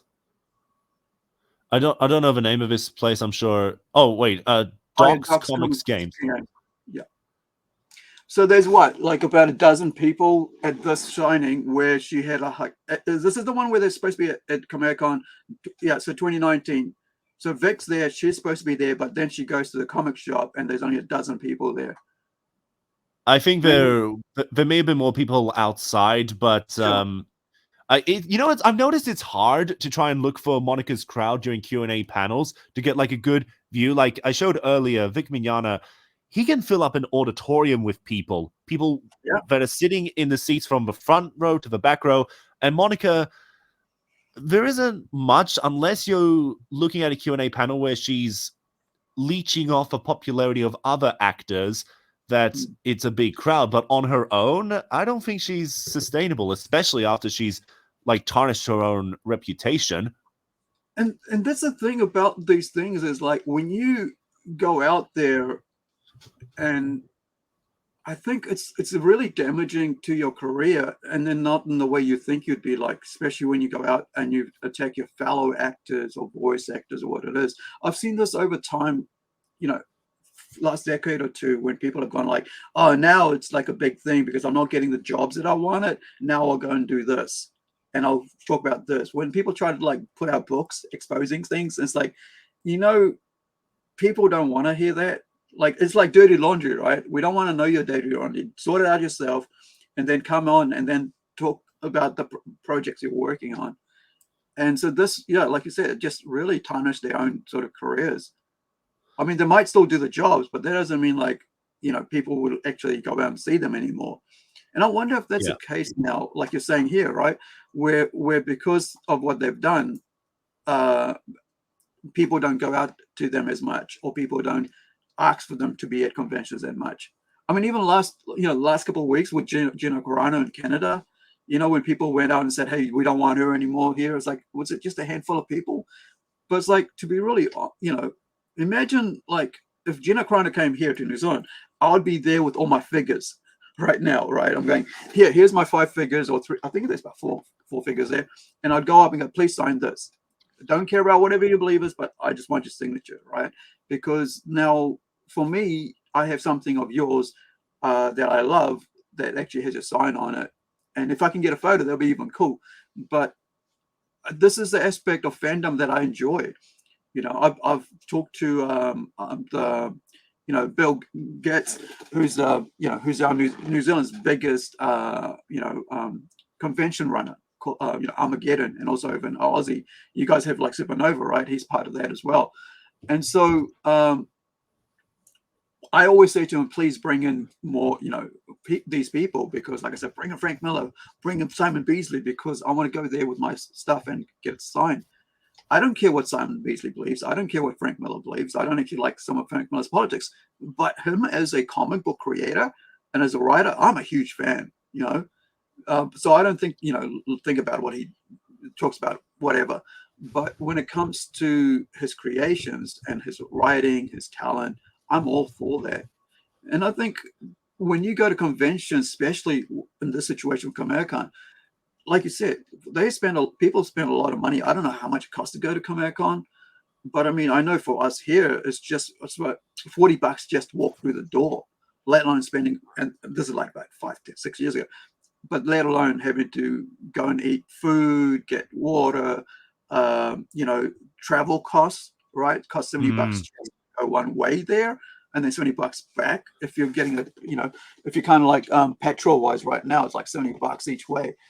Then if you're staying for the weekend, because then you got to like make find people who can stay with if you're billeting, or hire a motel, and then you got to pay for food there, dinner and all that, and then all this cost that comes in, and not even when you go to expend money, signatures, photos, and everything else you want to buy there. So it's like a $300 friggin' cost just to show up. Right. Yeah, I honestly don't know what the point of this was, that Monica left Kamehacon for another place to hang out with fans. It's activism. It's like I'm active. I'm being activist against what you're doing, which is what I think is a sad part of this. It's like associating business with personal things, grievances, right? And you're damaging the business that's there, which is Kamehacon, who's invited you and paid for you to be there, and now you're actively opposing them and publicizing the fact that you're trying to destroy that business. And not only that, because of your personal grievances against someone who's attending there, Okay. put me over here, away from them, right? Put me on a table in another room, and I'll do that, right? Just so that I don't have to be around them. That's fine. So this isn't just. I get what you're saying. So this isn't just to take shots at Vic. They're trying to damage anyone associated with them. That's it. Yeah. Yes. So that's what she's doing. She's taking shots at Kamehacon, like trying to hit them financially for supporting Vic. Yeah. And I do know, I don't have evidence for this, but I remember there was talk of Funimation forcing conventions to play favorites, where you either invite Vic or you invite us. By us, I don't know how big their numbers are, but I remember there was talk about they were playing favorites, forcing conventions to either have Vic or it's us, and we're like the bigger crowds. Like, I mean, you look at Vic, and he pulls in numbers just fine. Because it's these people, Funimation in general, do not understand why Vic is popular. It's not just his characters, the roles that he's been in. It's the way he communicates with people, that he wants to talk with people. And I can tell you, as a matter of fact, I met Chris Sabat. I met him one time, and all right, stop sharing. Where is it? I do have like a signature here. When I asked Chris Sabat to sign a DVD, I'll bring that up now. And there's one more thing I want to bring up with Kamehacon before we move on from this. But with this instance, when I did meet Chris Sabat, as you can see here, this is Fairy Tale. So this is Elfman that he plays in the show, and the magic spells not destruction but real men, which was Elfman's motto, the whole thing. That if you were a real man, then you would take that thing out with no stress or something. But yeah, the way I interacted with Chris here was that he took the thing out and quickly signed it, and then that was done. And that seemed weird, like it was so sudden and quick. And I do have another photo. Let's kill that, where you can see, like, I tried to put it in because it was so quick. It was like a flash of light, like how fast this went by. But I think that's telling, looking back, that Chris Sabat didn't really want to talk to fans, like maybe saving that for a Q&A video. But regardless, he had no interest in talking. Like, oh, Elfman, yes, that's a character I play. It's different than Vegeta and All Might, but there is this thing like right now, like I'm a wrestling fan. So if you notice, like, everybody's growing Rock because Rock took Cody's place, and so there was people who were saying the same thing about WWE. WWE doesn't understand why Cody is loved by the fans so much, right? And the thing is that there was videos showing how he spends 20 minutes after the show's over to actually hang out with the fans and sign, shake hands, and and talk to them and stuff, and actually give away pieces of the friggin' table to the fans. So, like, hey, you can take this home, that he busted through, and The Rock will just basically show up and go away, and that's why the people know that he just shows up to take a spot and be popular, because and that's it. It's like, I'm here, I'm super hot, I'm leaving now. But Cody will stay there just like Vic and hang out and chat. And that's why I say, like, with this, I just thought I was going to be, with Amanda tapping, right? I would be just go up, get a photo, and that'll be it. And then she turns around and goes, hey, how's it going? I'm really glad you came. And, I'm gushing because I'm not even blubbering because I'm not going to say anything because I know I'm going to make a fool of myself. So I'm like, yeah, nice to meet you and stuff. But she's really having a conversation, and that left such a huge impact on me all this time that I was like, that I felt that made me feel special, even though I felt so stupid afterwards, right? And because I felt like I was like, I mean, I felt really stupid because I just couldn't get the words out to say, hey, thank you. I loved you in Sanctuary. And I just love you acting that role. And it felt really special to me. And then, I couldn't even say that. Yet she was able to say, hey, thank you for coming. It's nice to, it's like you're having a good day. And I'm like, yeah, oh, thank you. And, and that's it, because I just thought, like, you go up there, you stand, and you take off. And I think I understand what you mean by this, right? How it just feels like it just signs and it's done and you're out of the way. And it's like you don't mean anything. The fact that you've actually bought product, merchandise that his voice is in. And I think that, any given day, people can behave like that. But when you especially go to an event for that reason, right? To interact with with someone that you admire, and you then get treated like that, it's going to leave a bad taste. And I think that's why Vic is so loved, because of that, because he's like Amanda tapping, hey, how are you, how's things, are you having a right day, are you enjoying this event? Even though I can be blubbering, she still goes out of the way because she knows that's where she's, that's her fans. And I wouldn't be there getting a photo with her if I wasn't a fan. And I, just like you, right? You wouldn't be going to Sabat and going, hey, can you sign this, if you were not a fan? Because nobody, Of course not. there are No. scalpers, right? There are scalpers, but you're not that scalper because you actually came up with the product, I guess you could say I came up with a signed DVD. Yeah, and the way I look at autographs and stuff is like it's like memory in physical form, where I look at that and oh yeah, that's a thing that happened. Yeah. But I mean, like, I've got Doctor Who here as well, and signed and everything, right, from Doctor Who, right? And those are memories. And you're right, that's memories. That's the show I went with my dad, and I said, my dad's from England, and can you sign something for my dad as well? And it's like, free. And you're right, memories, man, because these are all memorable moments in our lives, because we forget them, and then we can hold up a photo, right, or a signature like a DVD, and say, I was there. And you want a great memory. And I think as event, organizers like myself and Bill with the bigger one, right, we want people to leave our events feeling, having had a good time, because we want you to come back. And so would you ever go back to see him again, right? That's the question here.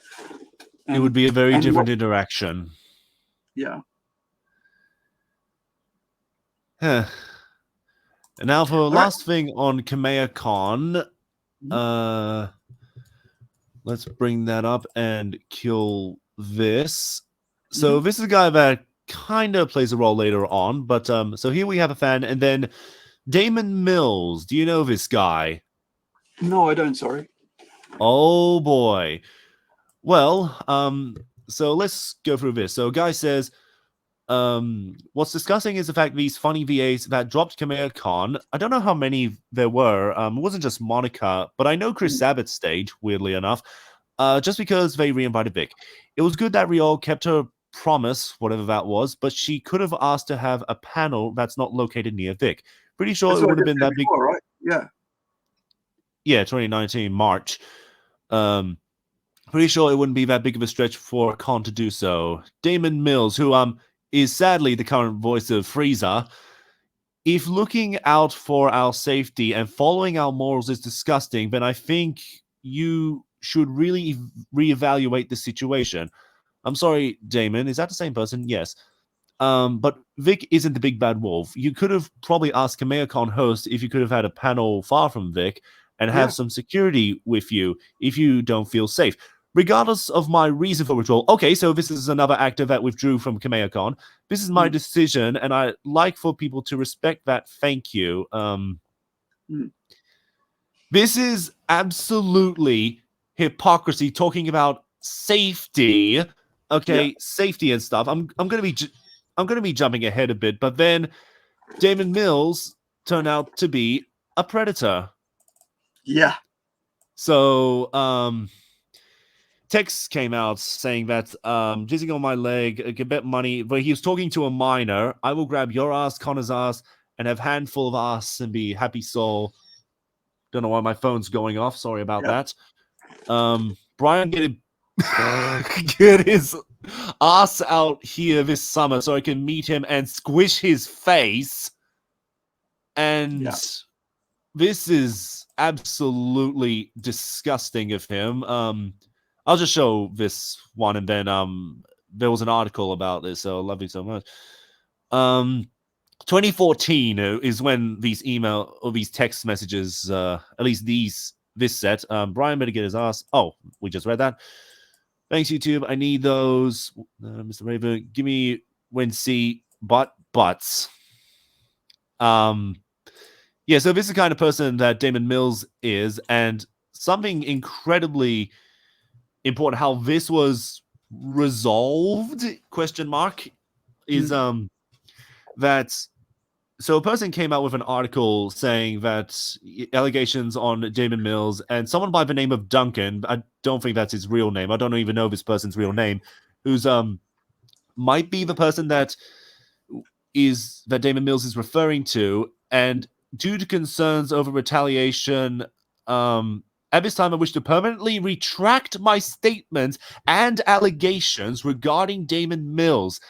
Funimation allowed a predator to silence a victim because this guy threatened to either sue him or commit suicide, which is emotional manipulation and voice of groping him and doing that next to him while sleeping. And we have the texts. You saw how insane that was, that he would even tweet stuff like this. But I think Daman Mills is part of the rainbow flag, if you will. So, well, he's definitely protected.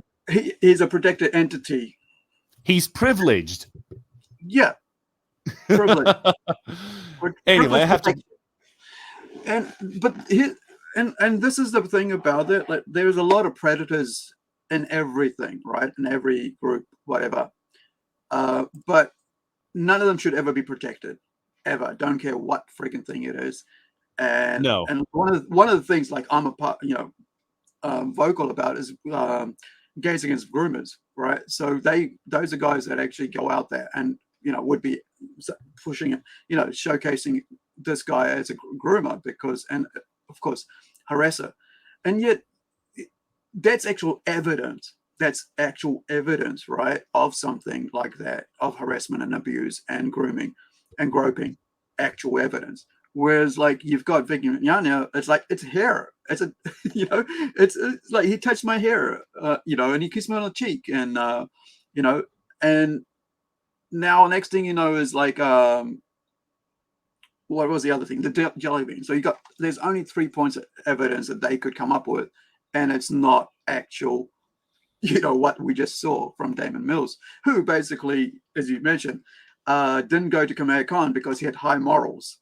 Right? I'm not a high moral person, so I don't grandstand on morality because and because I write a lot of shit, with my comics and stuff. So and I just as a creative person, I just let my creative juices flow on the paper.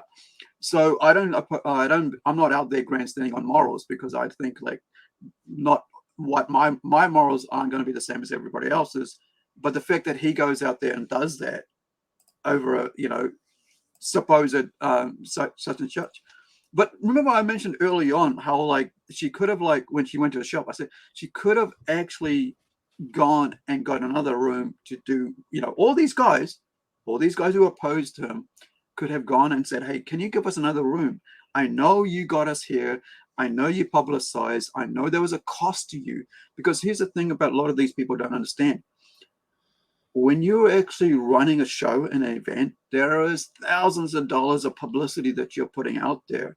Like, even for our little show, there's hundreds of dollars involved, and because we're community funded, and we, a lot of time it's 50% of what goes in there is my own private pocket money, and so savings, I should say, not pocket money. So what happens is that you're putting advertising out. You're doing, if they have a TV spot, man, that's going to cost a lot, especially even if it's just a local thing. You got social media payments, advertising costs, Facebook. You're putting all that out there. There's a lot of horrendous costs to this that all add up that people don't know about. And then at the last minute you pull out, but then you start attacking the event for having somebody there who's. And the great thing about here is that when somebody asks me not to be friends with somebody else, I'm going to not be friends with the person who asks me not to be friends with someone else.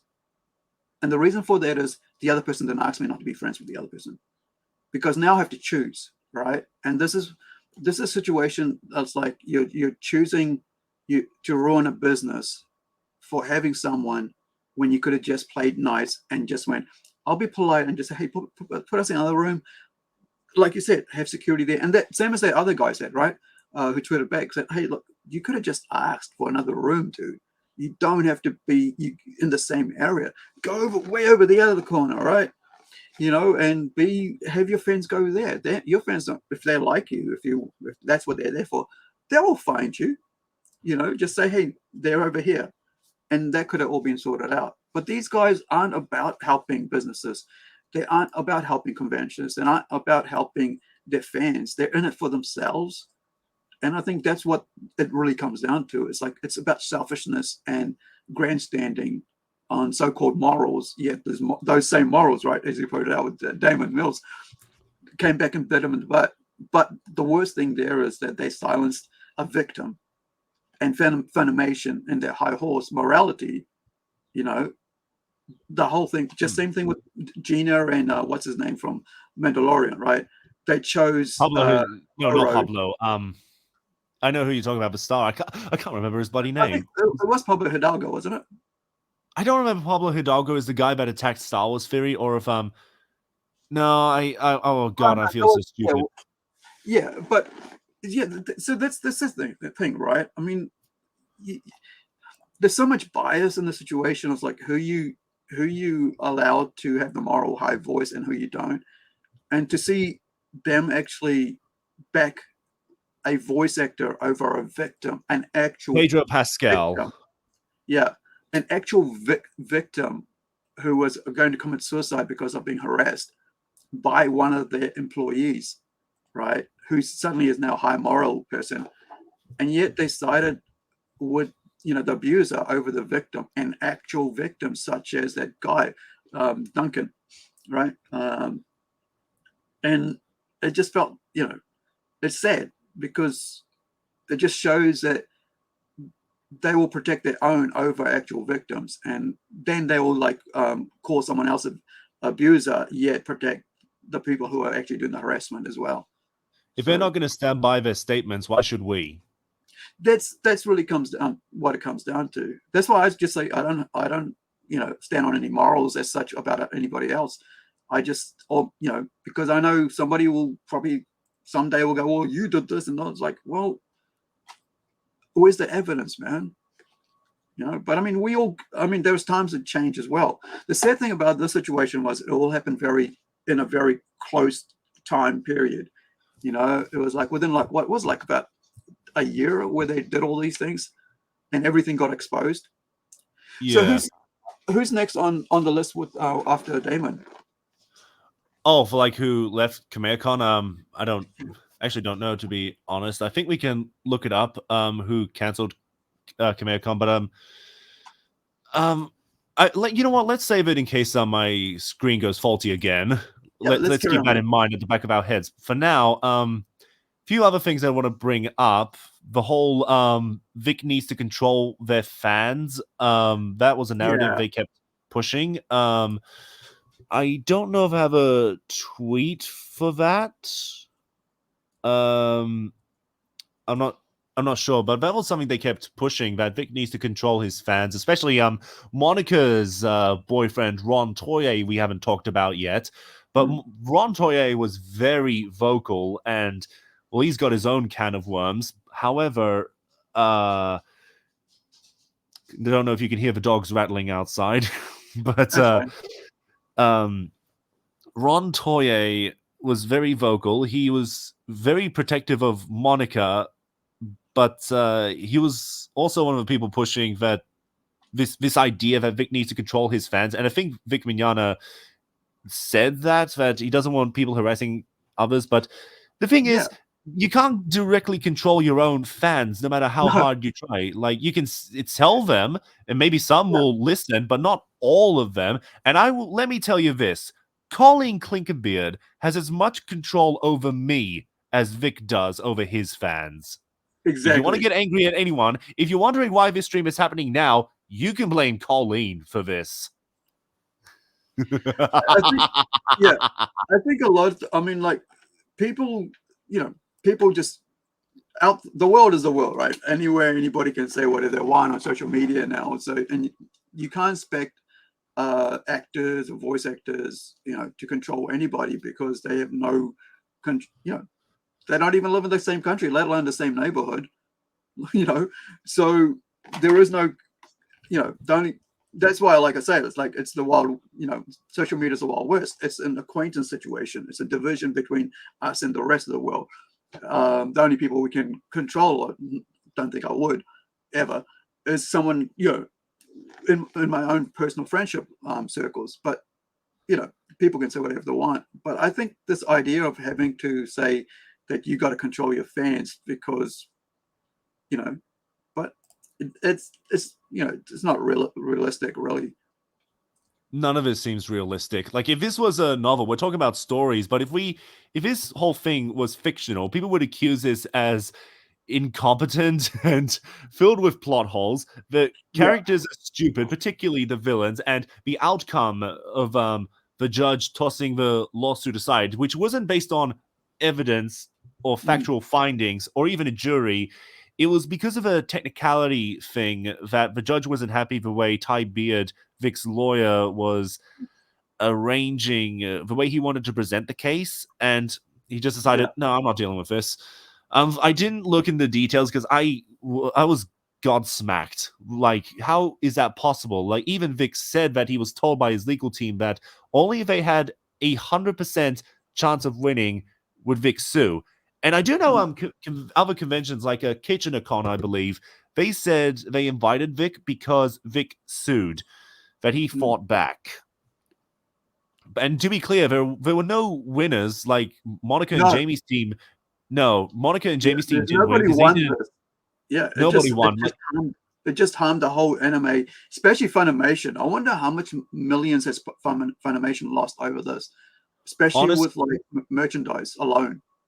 Like, I've stopped paying for them. Like, I'm not paying for these monsters anymore. But I honestly wouldn't be surprised during COVID if their profits and shares went up because people were stuck inside.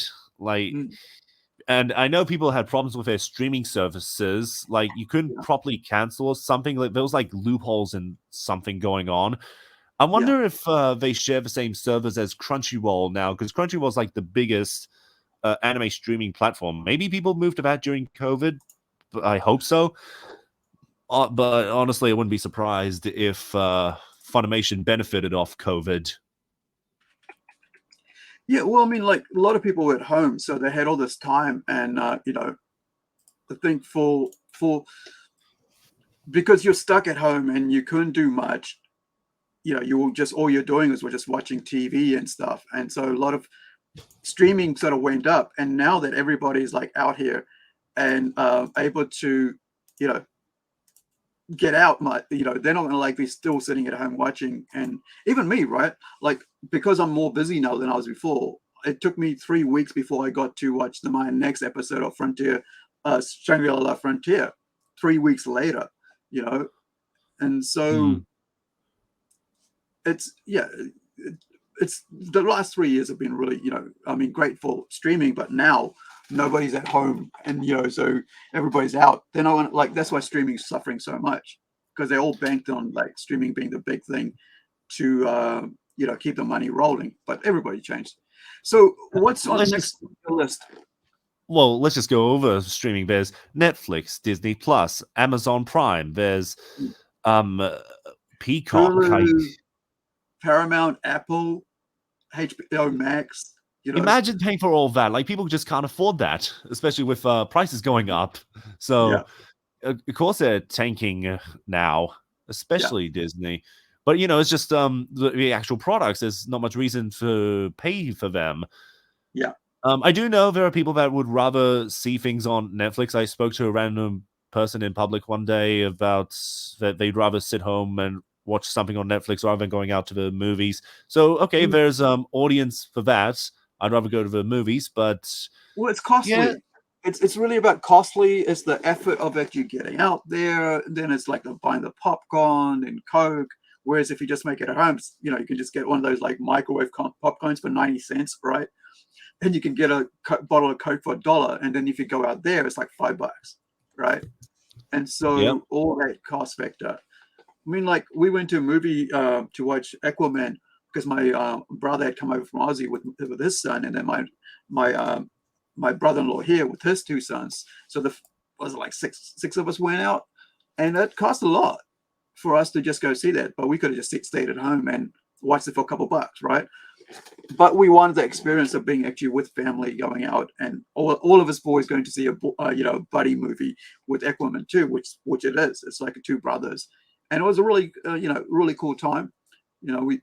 But I think I'd rather be at home watching just in my comfort of my own thing. But there is really cool movies that you would really enjoy watching on the big screen, and some of them just end up on I won't say trashy, but on a streaming place that it shouldn't even be on there. It should be at the theaters, and because of the way things are going, and and Rexillian's right here because the culture's optimized for a convenience, not quality. And you're right, Rex, and I think that's what it really comes down to. Is we're looking for convenience now rather than quality, and that's what Disney has been doing: convenience. Be at home, watch all this stuff, and so as I'm talking about that, right? So there's a movie that's starring Dev Patel, right? From Slumdog Millionaire, right? Oh, so he directed and wrote a movie. So I'm going to bring that up because I think it's a good. I did. I did find the list of the people that bailed out of Kamehacon. Yeah. So under animecons.com, I guess that's blatant, but other actors include. Can you send me the link in chat, please, and I'll just put it up. Sure. So Dev Patel was going to have a movie, and it was going to go to Netflix. Netflix had already bought the rights, and so the guy Jordan Peele, right, stepped in and said, "I'm going to buy the rights to this movie because it deserves to be on the big screen." And I looked because I didn't even know that before I watched the ads, and I was like, "Holy shit, this is a good movie! I love to see this on the big screen." The action scenes, it's like John Wick India, right? And I was like, "This deserves to be on the big screen." And I was like, "Oh, it's coming to streaming. Oh, okay, that sucks." And then so Jordan Peele steps in, puts his own money in with his own company, studio, whatever, and goes, "We're going to take this to the cinemas, and we're going to get to see the cinemas in April." Because I was like, I'd like to go see it with my brother-in-law and go hang out and watch that. And I think that's, a lot of times, like I said, it gets ruined. All these great movies get ruined by just not showing up at the cinema at the right time. So this is the list, right? Yes. So we scroll down. Here we are. Oh, there we go. Look at all these people. That's 6 people that bailed because of Vic. Yeah. So that's an abuser, right? Sorry. I'm looking at Bounding into Comics that also covered this. And yeah, these people are tweeting out, like Jason Douglas, Bouchon from my previous announced Friday at Kamehacon with my great fans and planners, and Jesse James. But this Terrors guy, I don't know who this is, who said something about Vic. I'm saying like a series of tweets from him.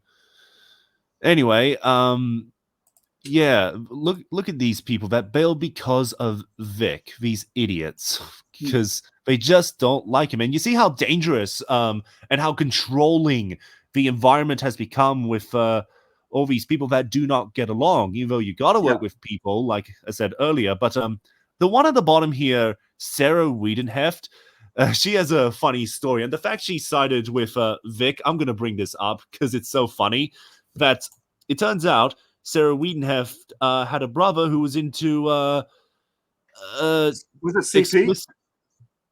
Pardon? Was it CP? Yes. and she tried to came up with his excuse that, well, it was on a secondhand computer and it was already on the computer. Like, Yeah.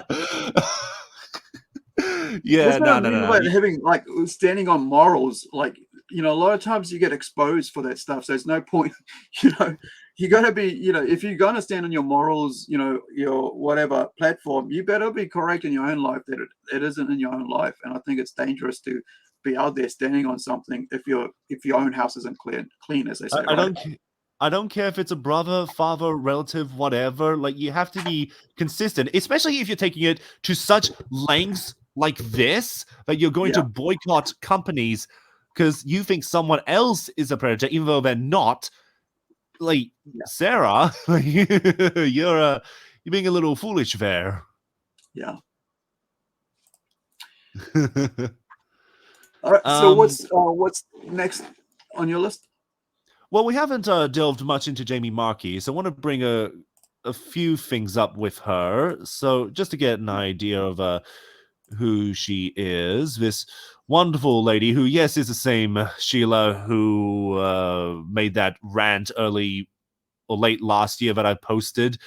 Yes, it was me. Like, I don't know. Colleen didn't tell me to stop it. Colleen didn't tell me to take it down. Let's bring up this photo of Jamie Marchi, who's clearly hugging Vic. Jamie loves Vic. So this is older clip, obviously, but someone re-uploaded it to YouTube, and yeah, she's leaning into Vic. She's got her hand around him. You see that? Can you play it? Let's have a look. It's not a clip, it's a screenshot. Oh, okay. But yeah, can you see her hand right there on his shoulder? Yeah. Yeah, so she's leaning into Vic and, you know, pretending to be friends. You know, he's such a monster and all. Yeah. But let's look at some of her wonderful posts that she, how she's been responding to people. Like, I mean, to be honest, I'm neutral because, you know, this is pretty difficult. Some people wanted to remain neutral on the whole thing. As much as neutral can be, I believe in due process. I think both sides have acted in complete that. But going by the well, if he blocked me, then I was blocked by someone, and yet I never commented on her page. Go for the fans. Then Jamie responds, neutral is BS at this point. You see what has happened and have ignored all of it for self-perceived righteousness. What do you mean all of it, Jamie? You don't help. You have no empathy. You're just a voyeur enjoying our pain. You're no better than the harassers. No wonder she blocked you. Like, look how much they're forcing people to side with them. Like, you know, this is why people view religion as a joke, where people are forcing religion. Like, you have to take sides. Like, no, I want to be my own judge. Yeah. It's the same thing when you when you're getting entertainment being forced down your throat, right? Like, you know, when you race swap something and people go, you have to accept this race swap character. And I'm like, no, I don't. You know, I don't have to, you know, or if it's been, you know, gender change. No, I don't have to. And it's like, but, you know, now the same thing here, right? You're forcing your fans to choose between one or the other. And I think, like I said, if you force me to choose someone, I'm going to choose the other because they haven't forced me to choose you. Yeah, and this was late 2019, but you know, I don't think it matters too much. We'll look at a few more tweets that Jamie Marchi has put out there. If he's anti-American, cheating pathetically, I think you're anti-American, Jamie. Law breaking, order breaking, selfish, stupid. No such thing as anti-American just because of being American. Because there's so much division. Like, how can you tell what is anti-American? What is anti-American exactly? As an American, sincerely go F yourself. It's a very American response. Why are you talking to me when you need to go F yourself? go F yourself again. No, it's go F yourself. Oh God. Yeah, it's just carrying it on. It's like, why respond to nobody's online, right? And it's just weird. It's like, why? Just like feeding the beast, as they say, right? Yeah. Yep.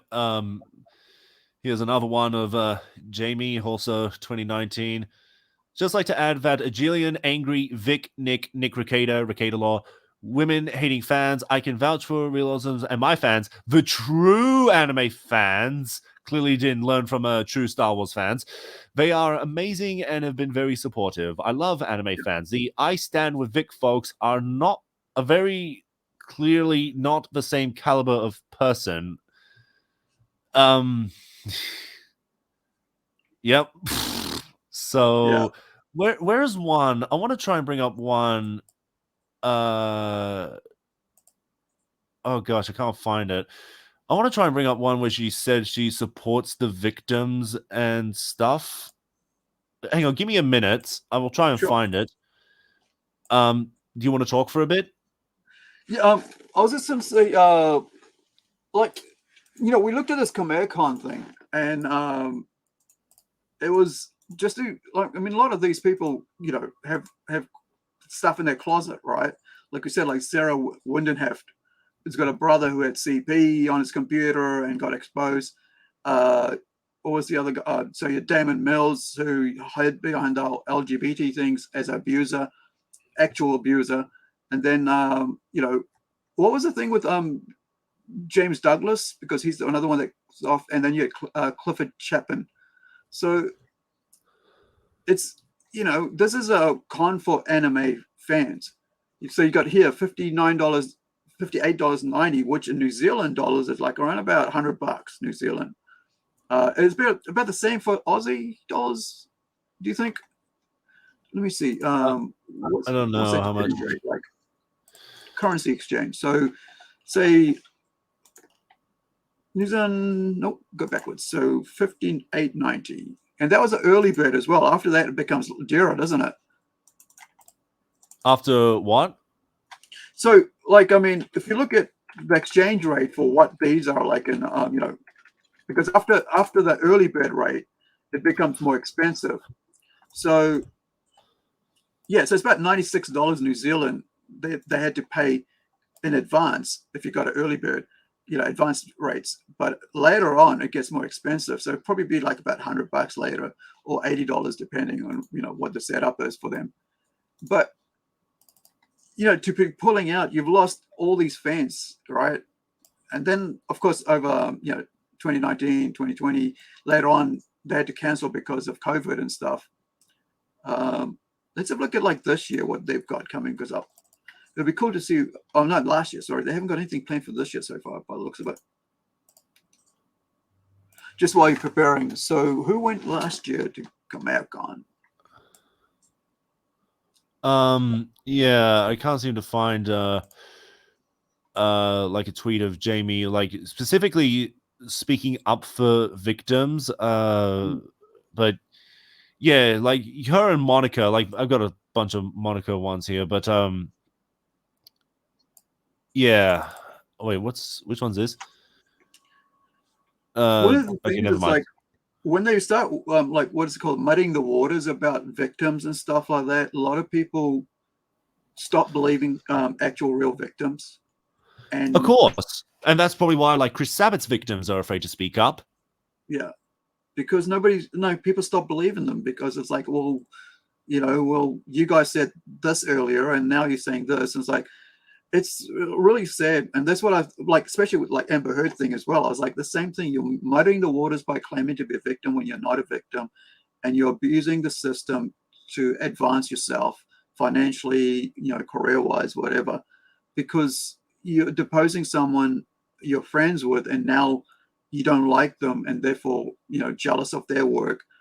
And now you're really, you know, damaging what people who are actual victims, you know, now like if somebody touches somebody's hair and somebody says now they actually pulled and hurt me and by pulling my hair, you're like thinking, oh yeah, well, it's just another one of those ones, and not really seriously realizing that there's actually more to that.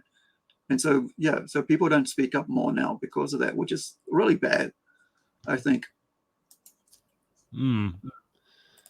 Yeah, they're discouraging real victims coming forward, and of course they haven't spoken up for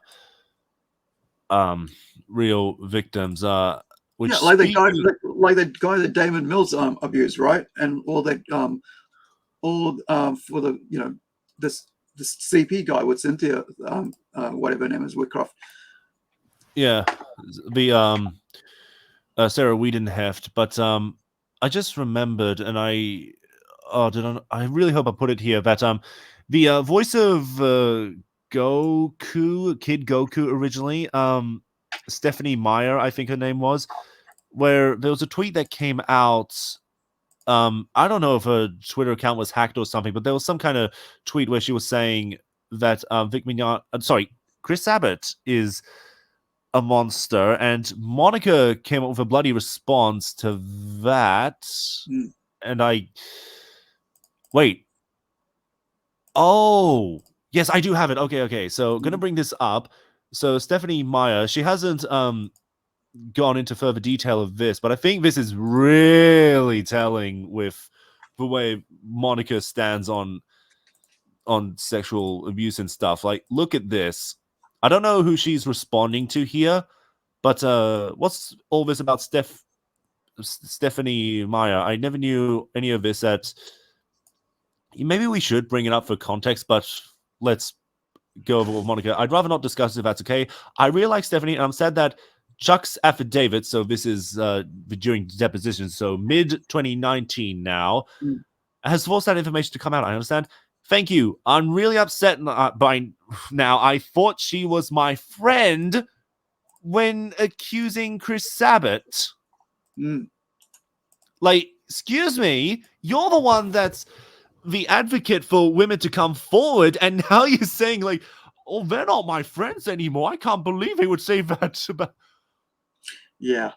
And this is the thing about this, right? All the evidence that they stand on and all the morality they stand on, yet when one of their own sort of like comes in and say, hey, I'm a victim, now they go, oh, because I'm friends with that dude, now your evidence doesn't matter, or your opinions don't matter, or what's happened to you doesn't matter, because now it's my friend, whatever, or it's some colleague, whatever. And that's that once again goes back on the thing why real victims don't stand up. Oh, it's Stephanie Nadolny. That's who was accusing Chris Sabat. I don't know. I guess is Stephanie Meyer the bloody author of Twilight? Is that where I got that from? Yeah. Oh, well, you should have corrected me, Plunge. Shame on you. I wouldn't have a clue who you're talking. Like, I don't even pay attention to Stephanie Meyer, dude. So most of these people, I have no idea who they are with animation, because 80% of the time I'm just watching, like, depending on subtitles, anime when it comes to anime. So Stephanie Nadolny, how do you spell that? Stephanie Nadolny. I actually got a link I'm gonna put on stream so you can view it for the crowd. It's at the bottom of the article. So I'll put it here in chat. Yeah. There we are. So if we scroll to the bottom, and now we can get context of that tweet, which I don't know if she was hacked or if that was a cover-up, but suspiciously, as we move into the deposition mid-2019, I haven't got the link, dude. Oh, did it not send? I'm here in chat. No. Go in private chat and send it there, because I'm looking at it. I don't see anything. Okay. So in All right, private now I got chat. it. Okay, good. So what was it saying? So mid 2019 now. So deposition affidavits come out. If we scroll to the bottom, and we can see that tweet from Stephanie Nadolny. So Sabat is a bully and has been out to get those who don't run in his pack since day one. I turned down his advances, and ever since then, since like 07, so 2007, he has been out to get me and make my life miserable. So mid 2000s was when Dragon Ball Kai came out, and there were recasts, like Stephanie Nadolny was replaced, and the voice of Bulma was replaced, and Monica took over her role. I wonder, is she friends with Sabat or something? And it just makes too much sense that, as Chuck Huber filed in his affidavit, that there were actresses that that were replaced because they refused Chris Sabat's casting couch, which completely ruins their entire narrative of standing up for women. But I think we've gone over that numerous times at this point. Yeah, but regardless if this tweet is true or not, the fact that Monica would take it as, I thought she was my friend, you do not care about victims at all, do you? Yeah. Ay. Like, it's just unbelievable. Truly, like, unbelievable. How can you do this to yourself, that you want to stand with victims, but you want to silence them, and like, how can you put up with this lie for so long? Like, it's obvious. It is so obvious, and we're not even halfway. So I've got Chuck Huber's affidavit up, but I think we should maybe talk about the depositions for a bit. Sure. So deposition, in case you don't know, is like the legal term for an interview where you talk to both the defendant and the, what's the opposite of a defendant, like the one leading the charge? Plaintiff, defendant. Yeah, plaintiff. So the defense is the person that's been filed against, and the plaintiff is the one leading the charge. So we got Vic, Ron, Monica's fiance, and of course Monica. But Ron it was so annoying to watch, because so many times, like, he was tweeting out and they had all these tweets to present to him during deposition, and it's like, is that your tweet? It looks like my tweet. Do you remember typing this? I do not recall. Like, the number of times he answered that was so degrading that he couldn't give an honest answer, because he knows he was caught, that he was in trouble. I think less said about Ron, the better. Yeah. But what's really funny is this whole time, in a span of 5 years, I have a friend from high school who was engaged, been married, she's had her first child, and Monica and Ron are still engaged. Yeah. That's where they are. They haven't had any kids. Yeah. And this is especially hilarious when you look at the video that Jamie put out criticizing fans talking about localizations, where she said, like, I'm sorry you're not getting laid, now move on. Like, excuse me, you don't have a child, Monica doesn't have a child, who's not getting laid here? But the other thing about that is, like, children, like, a lot of Korea people don't want to have children either. So, you know, there is that. But then to go attack fans over, you know, not having sex is kind of a weird thing to say as well. No, I remember there's a Q&A panel where Monica was talking about Ron and having a baby and joking that, actually, maybe the baby might be God. Whatever. Okay, so there seems to be an interest that she would like to have a baby, but you don't, Monica. Yeah. It's been, I don't know when that Q&A video was, probably 2017. And all this time, like, even COVID, where you have all the time in the world to spend with Ron, like, you haven't reproduced? Why haven't you? I don't know, man. That's something I don't really want. You know, that's private relationship shit. I don't really understand. Probably. And, yeah, not something I want to deal with.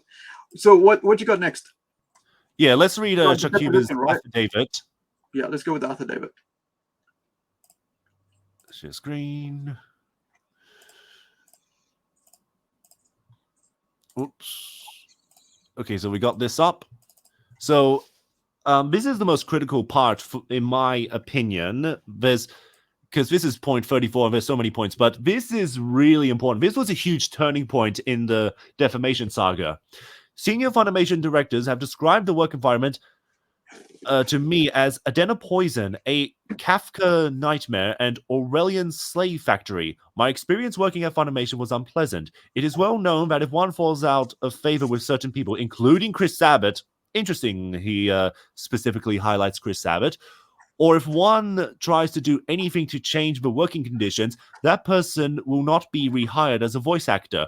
I felt threatened with not being used as a voice actor in subsequent projects if I complained about the work environment. And I don't think this is specifically Vic. This is implying other things, other elements going on inside Funimation. Funimation posted no employment policies regarding sexual harassment in the workplace or conventions. Funimation did not provide an employment handbook to me, Vic, Jamie. And we're going to read the whole thing, then we can discuss further. Yeah. In the 20 years I worked at Funimation, it was very common for employees, voice actors, writers, producers, directors to hug, kiss each other. Oh, but it's not sexual harassment towards them. No. It's only if... Anyway, raunchy and sexual comedy was extremely common. Sexual relationships between Funimation employees and voice actors were common. No one was ever disciplined or terminated for this conduct. When Sony acquired a majority interest in Funimation in late 2017, a no-hugs policy was announced. Funimation employees and voice actors largely ignored this policy at first. I don't know what changed. It's interesting that he says at first. The voice actors, including Jamie Marchi and Monica Rial, and other Funimation employees, talked and flirted freely at Funimation on a regular basis, though this did become less common after Sony instituted the no-hugs policy. So I guess they had to enforce that somehow. When the Dragon Ball Kai was being recorded in 2017, I heard rumors that actresses had been recast at Funimation for refusing sexual advances at Funimation employees. I consider these rumors credible based on my experience working at Funimation and from direct messages received from a former DBZ cast member. I wonder if that was Stephanie Nadolny. I also heard that actresses who participated in sex with Funimation Okutron 5000 employees were cast in roles. I consider these rumors credible based on my experience working at Funimation. Now I'll stop sharing the screen. I hope I got the credits thing, because Chris Sabat is the CEO of... Here we are. Let's share the screen again. So this is important that he mentions Okutron 5000, which is like a partner company. Yes, so as you can see, recorded Okutron 5000, producer, voice director, Christopher R. Sabat. So Chris Sabat, I think this was something they tried to separate, that Vic Mignogna is going after Funimation, but Okutron's like the same. It's part of Funimation pretty much. Even if it's not technically or legally, but Chris Sabat has massive influence over the anime industry. The production, director and everything, and a producer for them. So they're their business partner, basically. Yeah. Even if he's trying to, have his own company, it's just like me in connection with Rising Sun Comics. Even though I have my own thing, I'm still partner with that company. So whatever I do actually affects that company as well. And I think by them trying to say it's not, it doesn't make sense to me. Which part doesn't make sense? Well, the fact that it's a different company, right? It's not part of Funimation doesn't make sense because, he's working for you. He's an employee. You're paying his bills. And my question is, why does Chris Sabat need a separate company from the one he's already working at if it's the same job?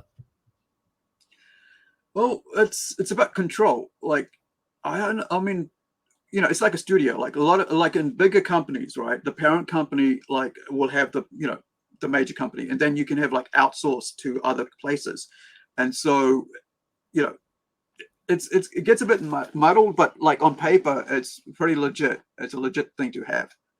Now, if that affects, if he's actually someone who's on the board and speaking as for the company, especially here, he's part of the company, right? Because you're giving him he's a producer. That's a big, it's a big, what do you call it? A big influence. big influence, big position in the company. He's not just anybody. He's not a voice actor he just did freelance for. He's actually part of the company. So to try to say he's not, it's, it doesn't make sense to me. No, this whole thing is super dodgy. Now I just realized, do I have the part of Chuck Huber's affidavit where he talks about the casting couch? Because I don't think it was there. Wait, so 39. Well, I guess we did. Yeah. So this is very suspicious with Chuck Huber talking about Chris Sabat, and I think while we're on the depositions timeline, that Monica specifically said in her affidavit that she resisted Vic. I wish I archived this, but I think you remember this, that she specifically said she pushed back against Vic or something, but in her deposition she says that she went along with it. Well, that's not the same as pushing back. Let's see if I can find it quickly. Monica Rial affidavit. I don't know. Somewhere she must have said she resisted. But we can talk about Stan Dolan, who completely deconstructs Monica. Oh wait, Monica's. Okay, so I have Monica's statement. But I guess we'll probably go through that shortly. But let's just bring up Stan Dolan because he's short.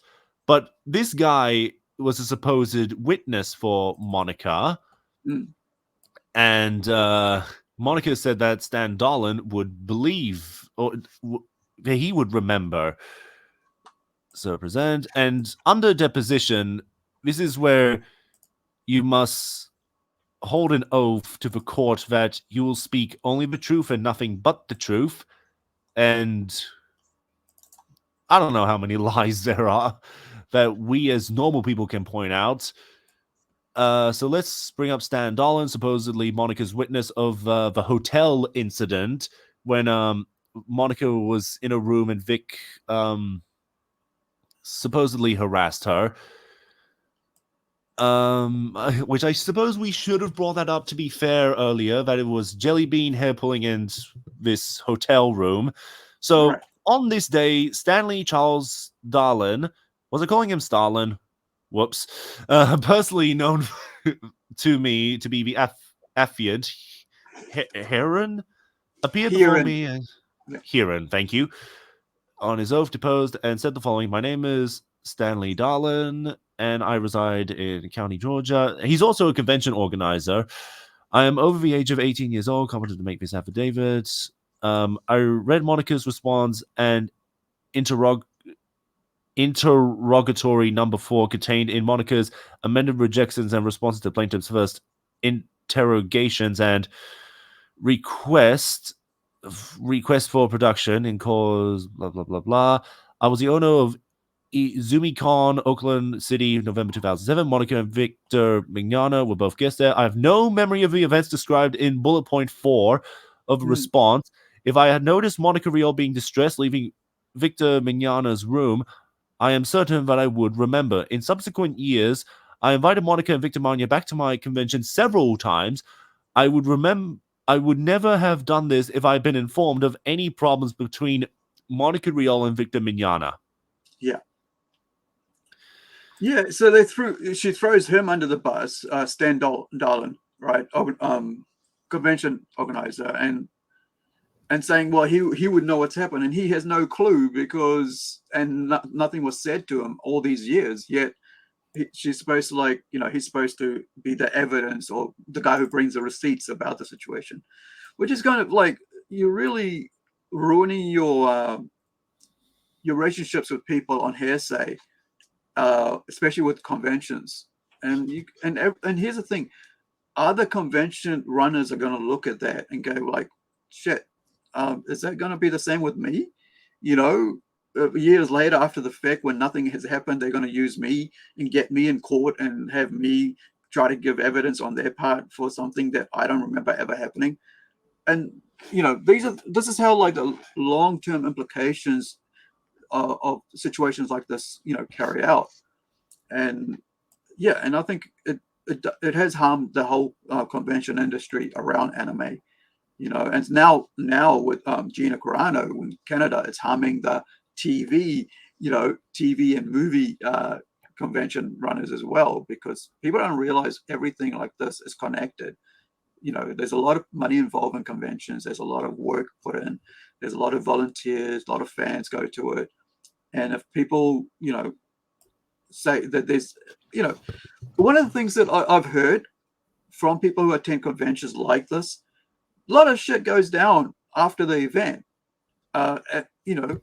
with people, who haven't seen for each other, and they go into their hotel rooms and do stuff together. And then suddenly, you got like, I've heard a lot of crazy stuff with wrestling, because it's something, I've been paying more attention to now. But, if it didn't happen, it didn't happen. And then you try to throw Stan Darlin under the bus and say, well, he knew what happened. It's like, he didn't have a clue. And he had to go in court to say that he didn't have a clue, which is kind of sad. Yeah. Yeah, and I got something else on Stan Darlin when he was specifically saying not to go to the conventions to harass the people, which is something that Recator Law was also echoing. And I agree with that. Don't pay for a convention to just harass these people, because you're giving them money, and that's all they care about at the end of the day. But if we look at this, I believe his screenshot comes from Kiwi Farms. I wouldn't have screenshot this way. So at the bottom, Stan Darlin is talking about, don't go to conventions to harass them.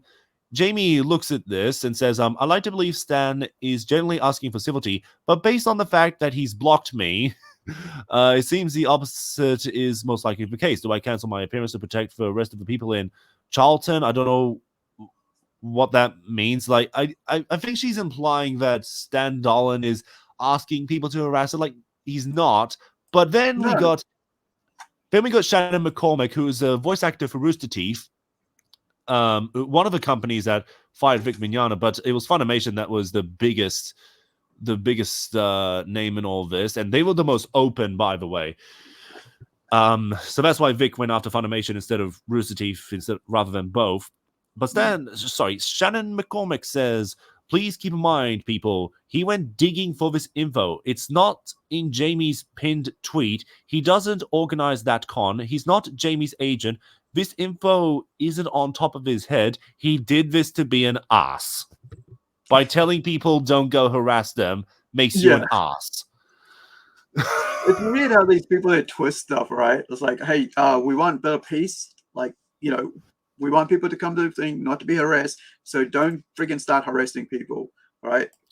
And it's like, that's actually a negative thing to say. Yeah, he's actually saying that you should harass them. So, it doesn't. That's weird, clearly not what he is saying, and I can't believe they can twist. They're gaslighting him and everybody else as they think that we're dumb not to understand what's going on. There's nothing to misinterpret. He's stating in caps locks, but please don't go to con to harass her and make the show a living hell for other attendees. So he's got other people in mind. And I can't believe this. Yeah. It's weird. Like, I mean, that's the thing. Like me, like when we're talking about like Armageddon, I'm always like, hey man, I want to go have fun at that convention. It's bigger than ours, and I'm glad it's bigger than ours, and I'm grateful for that convention because it brings in bigger names and to support the New Zealand community of fans. It brings in people like I miss watching, which I would love to have gone and seen Tom Ellis, right, who's Lucifer. And I love that show. Even though I love the comic books more, I still love that show. And I would love to see, I think it was, I can't remember her first name, but German is her surname, the main lead actress in Lucifer. And I was like, all these people that I get to see come as, we want all to have fun to meet our stars and or whatever, our people that we look up to in our industry. Comic book writers like Greg Rucka, I got to see and all that. It's just so cool. But I mean, as a convention runner, right, because he's run them for a couple of years. He's saying, don't do this stuff. And now they're trying to say gaslight him, which is kind of sad, you know. But going back to what you said, they're not just after Vic. They're after people that side with him. And Stan Dolan, I don't know if Stan Dolan specifically sides with Vic. He just debunked Monica's myth. So, okay, well, Monica lied, right? Well, no. Whatever Monica says is gospel, that she is the truth teller, that whatever she says is true. She cannot be wrong. Yeah. I mean, it wasn't really him that put himself into it. It was Monica who brought him into court, right? She sequestered him. Yes, exactly. Like, Vic didn't bring Stan to court. It was Monica. Yeah. And it's clear, by the way, that she didn't consolidate with Stan Dolan before this. This must have been a shock for Stan. And I'm pretty sure he went on to Rekida's stream to do an interview with him. Yeah, I think I saw that one. This is like about 2018, 2019? Yeah, 2019. Don't have the date in this screenshot. Yeah. But yeah. So the depositions, by this point I was already against Monica and again, not a fan of Vic, but he's clearly a man that has had everything robbed. Yeah, and that's the sad part about this. It's like he's had everything robbed because of hearsay, defamation, and people just not liking him because he was getting a big job. He was moving from Texas to LA, was it, to be a director? Correct. He was going to get Sabat's job, right? He was going to be just like Sabat. He was going to have his own studio. He was going to be a producer. He was going to direct voice actors and all that. And that's what I think really made them say, well, now he's in charge. We don't want that. And plus the fact that he has religious moral beliefs, right? And so what happens to the casting couch now? Right? Now we're going to talk about the casting couch in just a moment, but the other factors that play into it is that he's a Donald Trump supporter. Now, you can say what you want about Donald Trump. I don't think he's a good president. I don't think Joe Biden's a good president. I think between the two, it's pick your poison. But they clearly like outing these people, like the other two voice actors that I mentioned before, like Eric Roylan, that they don't want any Trump supporters at all. And they're thinking about politics rather than doing the job, which is what I said earlier, right? Like you're bringing activism to your workplace, which shouldn't be there in the first place. Activism and work and business doesn't work. You just do it in your own private lives how you want to, because that way it's separating work from from your private life. Because you damage the business, and this is what they did. They damaged the business side of things by bringing their own personal, deep grievances, which I feel like is all about jealousy here. But that grievance exposed their own negligence and their own hiding of activities amongst their own peers who were actual abusers and groomers and so on. And then they turned on those people who were bringing those cases up, actual abusers up. Yeah. And a few little things before we talk about the casting couch. The 2016 Florida Q&A with Monica was actually the Q&A that got me into My Hero Academia and Monica doing the Suyu voice. But it's also a pretty good instance of hypocrisy. I don't know if you want to bring this up, where Ron Toye goes up to Monica to grab a camera that has like an auto rotation. He puts the camera down her dress to film up her skirt. Yeah. At a convention, right? In public. Yep. It's on YouTube. And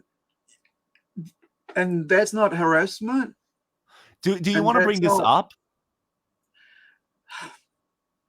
No, I don't think so. I mean, it's not something, I mean, like that's, like I said, it's actual harassment, right? Well, So you could say that. Like Monica could drop Ron, and but she won't. doesn't. but she course won't not. because that's actually real. She'd rather chase after fake things and falsehoods than actual real events and real things, right? It's not a Yeah. jelly bean. It's a frigging camera down your skirt. Down your shirt, and recording and whatever. And that's I mean, and who knows what he's going to do with that footage. Yeah. Ew. Yeah. All right, moving next one. I think we should bring up Ron. I know I'm putting off Chris Sabat casting couch stuff, but the Ron thing. It was late that year when his ex-wife came out, or Rikita. Someone found the legal documents of Ron Toye, and I should have him somewhere. That it might take a moment to find this. I'm sorry. Yep, sorted by date. I'm trying to find the documents on Ron when he was proven to be a wife abuser, and Monica responded saying, "You don't know the full story." Again, she's like passing off the God, do I not have it? I had this saved somewhere. Monica and Ron. Well, I guess we can find it. We got a lot to talk about the casting couch, so we're gonna bring this up. How about we do that another time and do like a second part? Otherwise, we'll get into like a 5-hour stream, and I think we'll let people digest this for a week or two, and and then come back to it another time and go, here's the casting couch, and go on to that part, because I think that'll be more, it'll be good, because at least people can, have a chance to see what you're saying. What do you reckon? Okay.